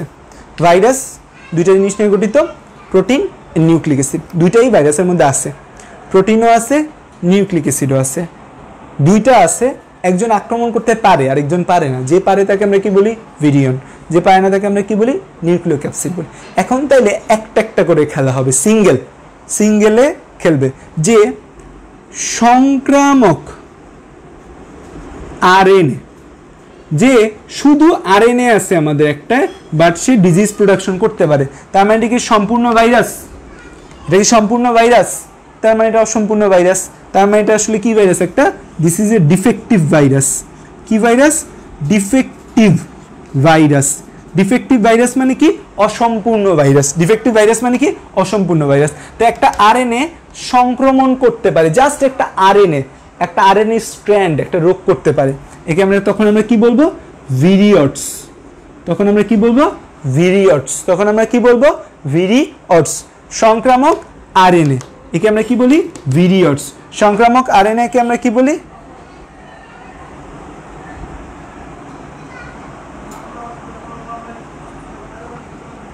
জাস্ট এই আরএনএ নিয়ে গঠিত, তখন আমরা কি বলি? ভিরিয়ড। এই ভিরিয়ড আমাদের কিছু রোগ করতে পারে। এই ভিরিয়ড আমাদের কিছু রোগ করে, বলা হয় hepatitis D virus. Hepatitis D virus, আমাদের যে হেপাটাইটিস ভাইরাস আছে সেটা 5 টাইপের। এই হেপাটাইটিস ডি ভাইরাস যে রয়েছে, এই হেপাটাইটিস ডি ভাইরাসটি ভিরিয়ডস দ্বারা হয়। ভিরিয়ডস দ্বারা কি রোগ হয়? Hepatitis D virus. তারপর আরেকটা রোগের নাম বলা আছে, নারিকেলের একটা রোগ আছে, সেই রোগটা খুব অদ্ভুতরে নাম। নারিকেলের সেই রোগটার নাম ক্যাডাং ক্যাডাং। নারিকেলের সেই রোগটার নাম কি? ক্যাডাং ক্যাডাং। মানে আমার কাছে মনে হয় যে যে বিজ্ঞানী এটা আবিষ্কার করছে তার মাথার উপরে একটা নারিকেল পড়ছে, নারিকেল পড়ার পর তার মাথা ঘুরাইছে, তখন সে দুইটা শব্দ শুনছে, ক্যাডাং ক্যাডাং। তারপর তার মাথায় এই নারিকেলটা পড়ে নারিকেলটা ফেটে গেছে, তারপর সেই নারিকেলের মধ্যে এই রোগটা আবিষ্কার করছে, ক্যাডাং ক্যাডাং।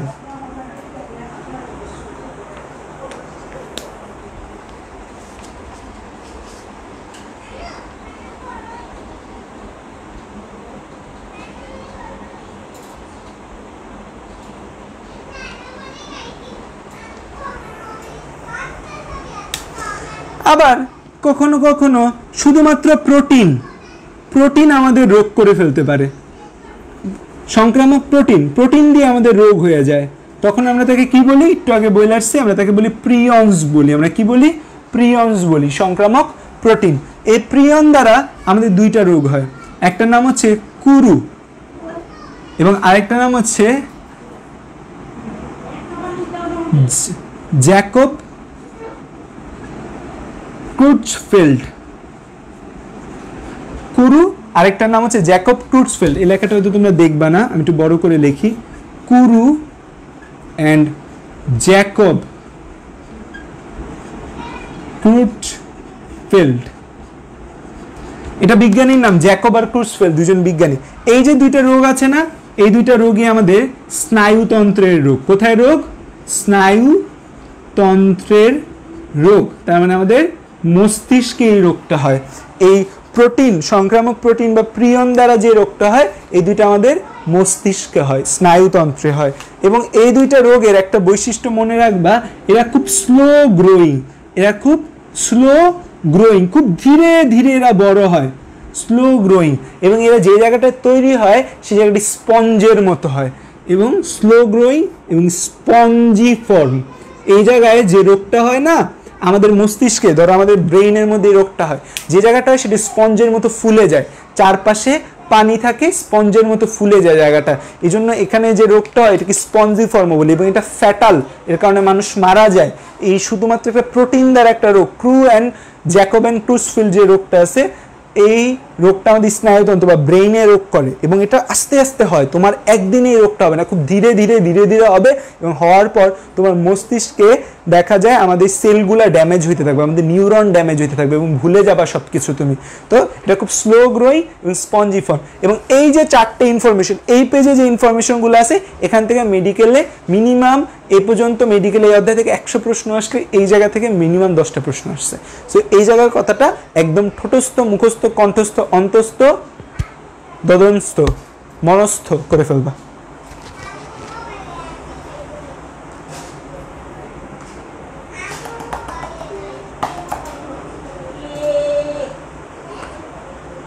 লেখা হয়েছে এতটুকু।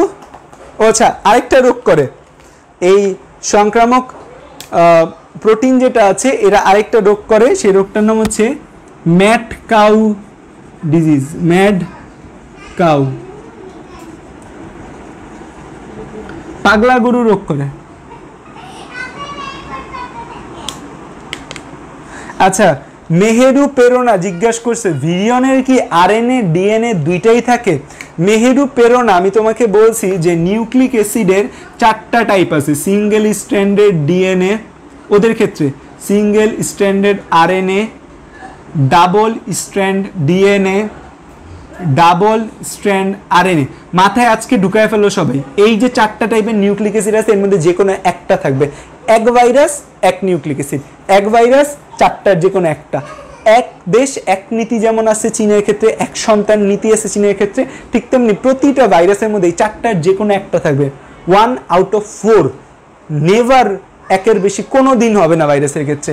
এই যে ভিরিয়ন বলো, ভিরিয়ড বলো, যাই বলো, তার মধ্যে নিউক্লিক অ্যাসিড লেক্সি মানে কি 4টার যে কোনো একটা, কখনোই একের অধিক থাকবে না। ডিএনএ এবং আরএনএ মাথায় ঢুকায় ফেলো, ডিএনএ আরএনএ একসাথে কখনোই ভাইরাসে থাকে না, ভাইরাসে 4টার যে কোনো একটা থাকে।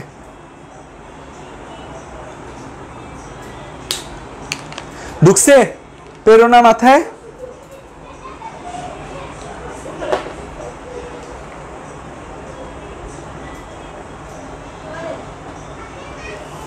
আচ্ছা, আরেকটা জিনিস জাস্ট পড়াবো তোমাদের এখন।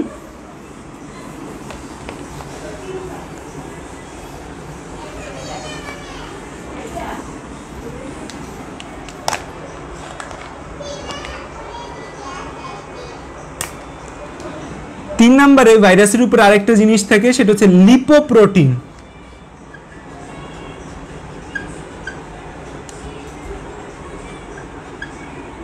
এই লিপোপ্রোটিন আবরণ কিছু ভাইরাসে থাকে।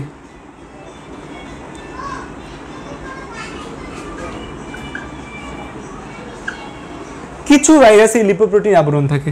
লিপোপ্রোটিন মানে কি? লিপিড প্লাস প্রোটিন, এই একটা আবরণ থাকে কিছু কিছু ভাইরাসে। এই লিপোপ্রোটিন আবরণ বা লিপিড অ্যান্ড প্রোটিন, এই যে লিপোপ্রোটিন আবরণ আছে, এই লিপোপ্রোটিনের লিপোপ্রোটিনের যে একক, লিপোপ্রোটিনের একক, লিপোপ্রোটিনের একককে আমরা কি বলবো? দেখো তোমার মাথায় কমন সেন্স আসে কি, the unit of capsid is capsomere, ক্যাপসিডের ইউনিট হচ্ছে ক্যাপসোমিয়ার, তাইলে লিপোপ্রোটিনের একক কি হবে বা ইউনিট কি হবে? লিপোমিয়ার। এটা তোমার মাথায় চলে আসে না? বাট নো, লিপোপ্রোটিনের একক লিপোমিয়ার না, লিপোপ্রোটিনের একক কি? পেপলোমিয়ার।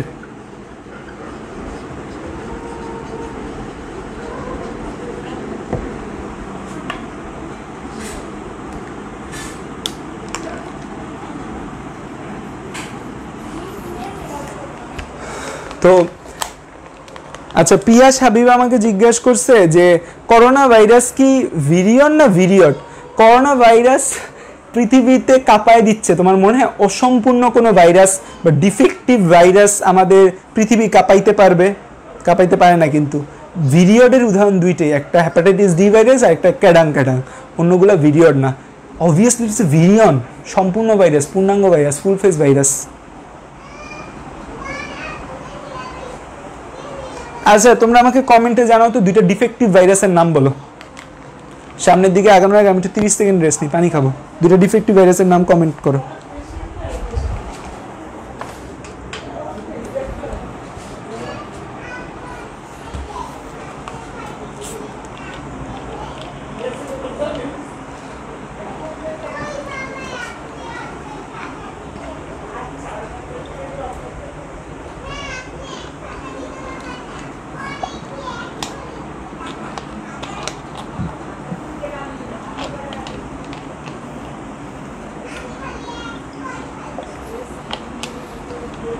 দুইটা ডিফেক্টিভ ভাইরাসের নাম বলো, দুইটা অসম্পূর্ণ ভাইরাসের নাম বলো।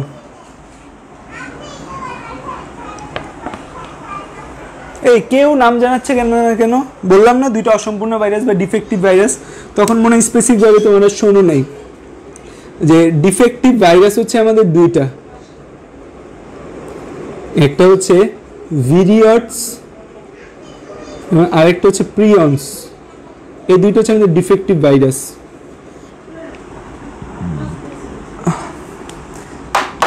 ভিরিয়ডস আর প্রিয়ন, হ্যাঁ হ্যাপাটাইটিস ডি ভাইরাসকেও বলা যায়, কুরু অ্যান্ড জ্যাকোফিলকেও বলা যায়, মানে এদের অন্তর্ভুক্ত যারা আছে ভিরিয়ডস আর প্রিয়নের।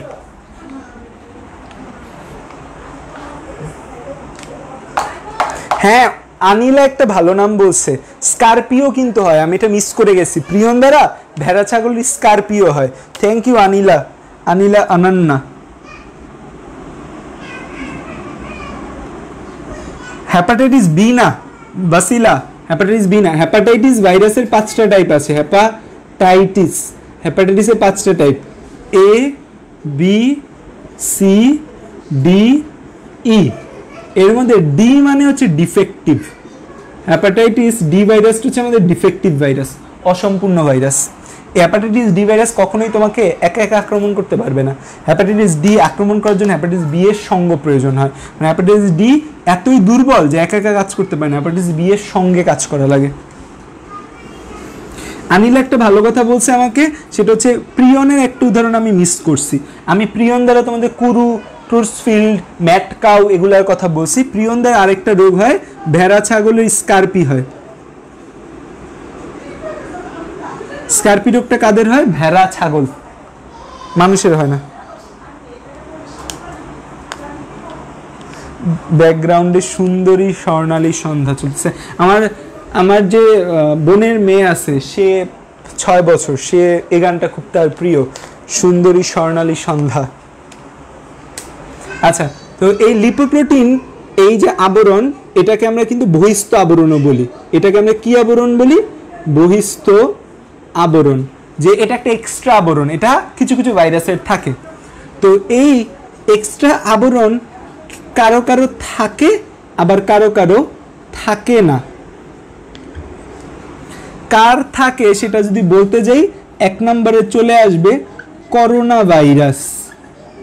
করোনা ভাইরাস যে আছে আমাদের, সেই করোনা ভাইরাসের এই ডিফেক্টিভ প্রোটিন আবরণ বা এই লিপোপ্রোটিন আবরণ করোনা ভাইরাসের থাকে। করোনা মানে কি? করোনা টার্মটা আসছে হচ্ছে ক্রাউন থেকে। করোনা ভাইরাসের স্পাইকগুলা দেখতে মুকুটের মতো। এখানে কিছু স্পাইক থাকে করোনা ভাইরাসের ক্ষেত্রে, এগুলা দেখতে মুকুটের মতো।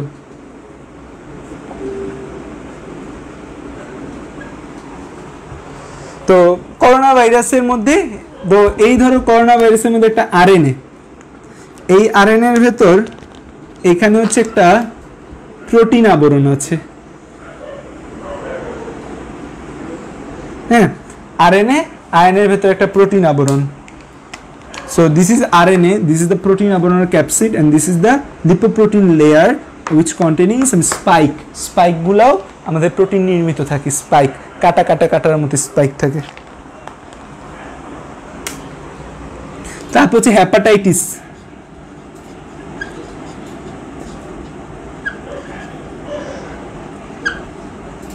HIV, ইনফ্লুয়েঞ্জা, এই ভাইরাসগুলোর মধ্যে আমাদের লিপোপ্রোটিন লেয়ার থাকে।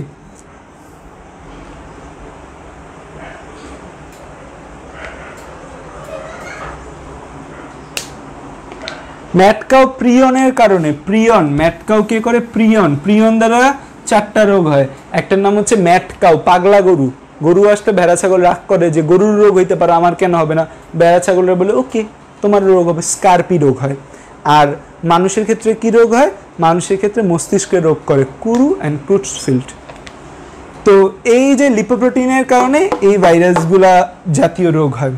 সো লিপোপ্রোটিন থাকার সুবিধা আর অসুবিধা কি? লিপোপ্রোটিন থাকার সুবিধা কি, কার মধ্যে থাকে না সেটা আমরা মনে রাখতে যাব না। আর অসুবিধা কি, কারণ কার কার থাকে এই কটা মনে রাখলেই হবে। অসুবিধাটা আসলে কি? লিপোপ্রোটিন থাকা, লিপোপ্রোটিন থাকার সুবিধা হচ্ছে সহজে আক্রমণ করতে পারে।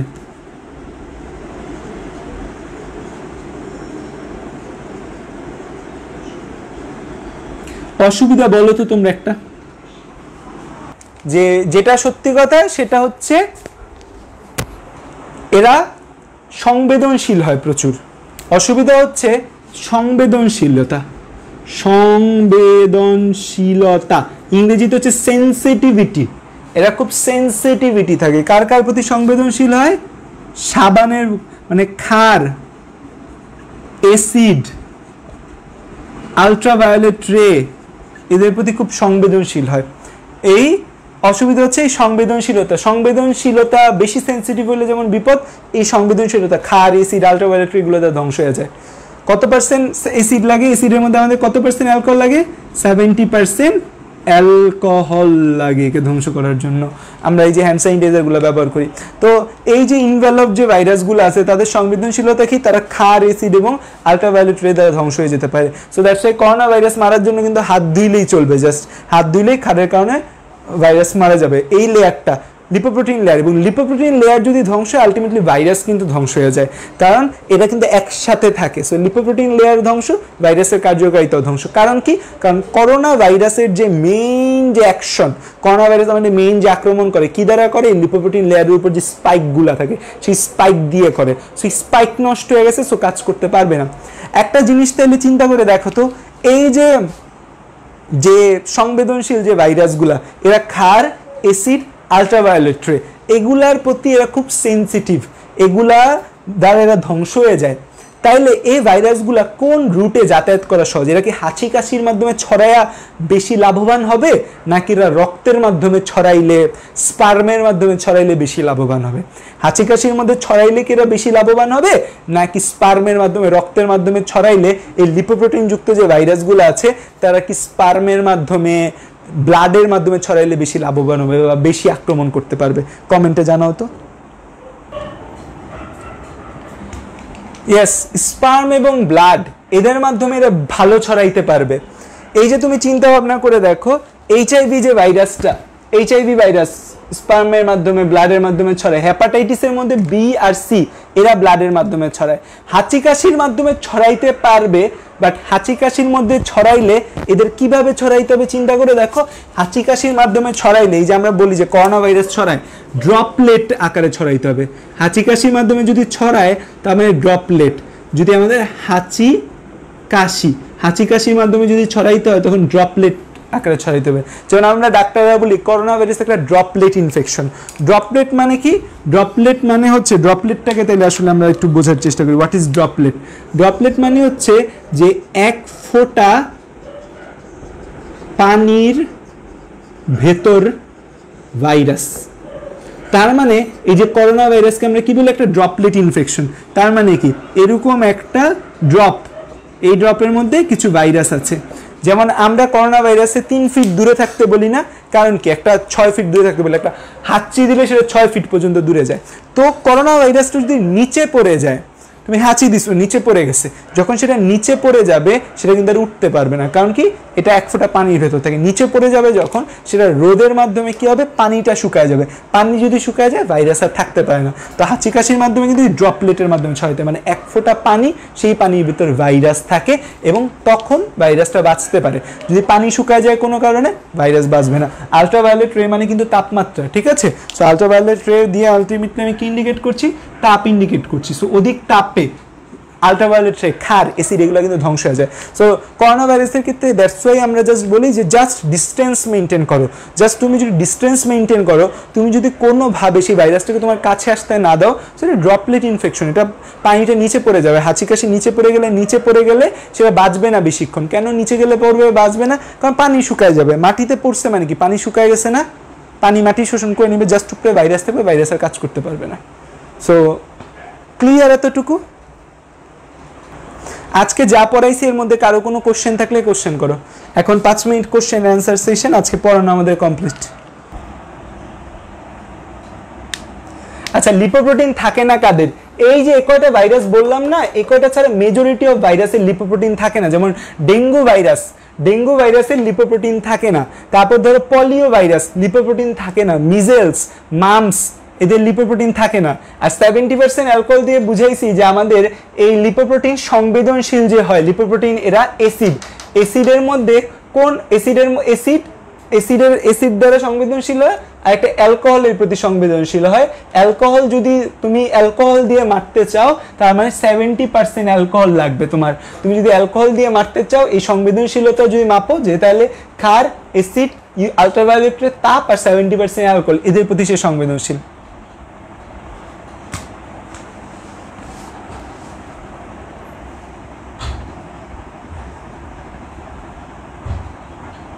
আচ্ছা, সংক্রামক প্রোটিন মানে কি? সংক্রামক মানে আক্রমণ করতে পারে। জাস্ট একটা প্রোটিন, তার তো আক্রমণ করার কথা না সৌভিক, অতুন। সে কি আক্রমণ করা উচিত? তার উচিত না, কারণ আমাদের দেহের ভেতরেই তো অসংখ্য প্রোটিন আছে। এই যে আমাদের মাংসপেশি প্রোটিন দ্বারা তৈরি না, সো ওর তো আক্রমণ করা বা ওর মারামারি পিটাপিটি করার কোনো দরকার নেই। সো সে ফাইটার না কোনো, বা সে আমাদের বডির জিনিস। নর্মালি দেখা যায় কি আমাদের বডির নিজস্ব প্রোটিন অনেক সময় সংক্রামক হয়ে যায়, সো আক্রমণ করতে পারে। শুধু একটা প্রোটিন যদি আমাকে আক্রমণ করতে পারে তখন তাকে আমরা সংক্রামক প্রোটিন বলি, যার নাম হচ্ছে প্রিয়ন।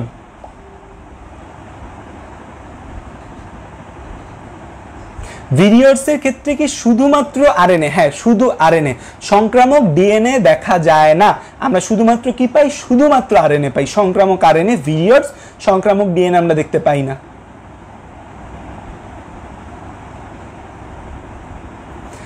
তামাক থেকে বিজ্ঞানী ভাইরাস কিভাবে আলাদা করছে? তামাক থেকে বিজ্ঞানী স্ট্যানলি 1935-এ ভাইরাস রোধক ফিল্টার আবিষ্কার করছে।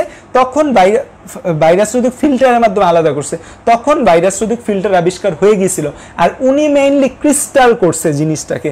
ক্রিস্টাল মানে ভাইরাসটা গুলাকে আলাদা, মানে প্রত্যেকটা তামাক, 1 টন তামাককে আলাদা করে করে করে করে সবগুলা ভাইরাসকে একসাথে মিলে ভাইরাসকে একটা দানার মতো শেপে নিয়ে আসছে।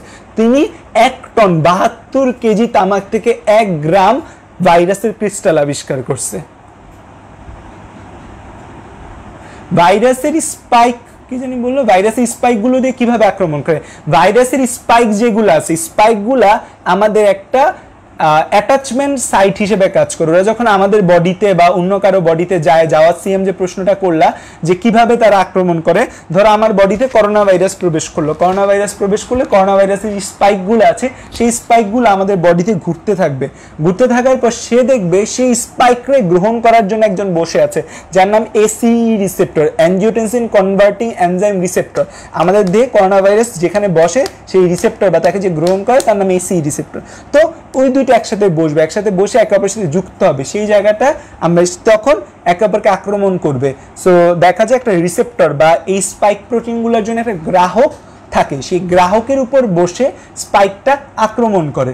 যেমন তুমি একটা হোটেলে গেলে যেমন তোমাকে গ্রহণ করার জন্য কেউ থাকবে, ঠিক তেমনি আমাদের বডিতে ভাইরাসগুলোকে গ্রহণ করার জন্য প্রোটিন থাকে, তাদের বলে আমরা রিসেপ্টর বা গ্রাহক প্রোটিন। আচ্ছা, বৈশালী বড়ুয়া বলছে যে ভিরিয়ডস আর ভিরিয়ন, ভিরিয়ন ইজ এ, ভিরিয়নটাকে কি? তাহলে ভিরিয়ন বলতে গেলে আমাদের বলতে হবে যে a virus which can infect our cell, যে ভাইরাসটা আমাদের আক্রমণ করতে পারে, and who has both protein and nucleic acid. That means হচ্ছে যে a full virus that containing nucleic acid and protein and can cause disease to us and can infect us, this is known as virion. On, ও এন, অন, virion. Virion মানে হচ্ছে যে নামের শেষে মনে রাখবা ভিরিয়ন। ভিরিয়ন মানে কি? ভিরিয়ন মানে ডিজিজ অন, সে পুরো রোগটা করতে পারে। ভিরিয়ন, ভিরিয়ন হচ্ছে আমার পুরো রোগটাকে অন করে, আমাদের ডিজিজ অন করে, তার মানে ভিরিয়ন দিয়ে আমাদের রোগ হয়, এবং সেই রোগটা কি? পূর্ণাঙ্গ একটা ভাইরাস দ্বারা হয়। আর ভিরিয়ড, অডের শেষে ডি আছে না, ডি মানে সে ডিফেক্টিভ, ডি মানে কি? সে ডিফেক্টিভ, এবং ডিফেক্টিভ আরএনএ। ভিরিয়ড হচ্ছে যে একটা আরএনএ, জাস্ট একটা সিম্পল আরএনএ যদি আমাকে আক্রমণ করতে পারে তখন তাকে আমি বলি ভিরিয়ড। আর ভিরিয়ন একটা সম্পূর্ণ ভাইরাস যদি আমার আক্রমণ করতে পারে তখন তাকে আমি বলি virion. Nucleic acid, a virus which containing nucleic acid and protein and can infect us is known as virion, and a RNA, just a simple RNA, if they can infect us that is known as viroid. Baishali বুঝছো কিনা আমাকে বললো। আচ্ছা, corona ভাইরাসের lipoprotein defect হলে nucleic acid দিয়ে কোনো disease হবে না, না, লিপোপ্রোটিন ডিফেক্ট হওয়ার সাথে সাথে সে আমার বডিতে আক্রমণ করতে পারবে না। আর ব্যাপারটা হচ্ছে ভাইরাস আমাদের বডিতে ঢুকে আক্রমণ করার জায়গা লাগবে। ধরো গরুর যে ম্যাট কাউ ডিজিজটা হয় প্রোটিন দ্বারা, সেই রোগটা যদি, সেই জীবাণুটা তোমার বডিতে ঢুকলে তোমার কি কোনো রোগ হবে? হবে না। কেন হবে না? কারণ তোমার বডিতে সেই রোগের, তোমার বডিতে সেই ভাইরাসটাকে গ্রহণ করার মতো কেউ নাই। ধরো তুমি একটা রেস্টুরেন্টে গেছো, সেই রেস্টুরেন্টে তোমার জন্য কোনো সিট নাই, সেই রেস্টুরেন্টে তুমি কোনো সিট বুক দেওয়া নাই, তোমাকে কেউ গ্রহণ করতেছে না, তাহলে কি তুমি সেই রেস্টুরেন্টে বসতে পারবা? তার মানে তুমি সেই রেস্টুরেন্টে বসতে পারছো না। ঠিক তেমনি আমাদের বডিতে যদি কোনো ভাইরাস ঢোকে, যে ভাইরাসটার আমাদের বডিতে কোনো গ্রহণ করার কেউ নেই, তখন সেই ভাইরাসটা আমাদের আক্রমণ করতে পারবে না।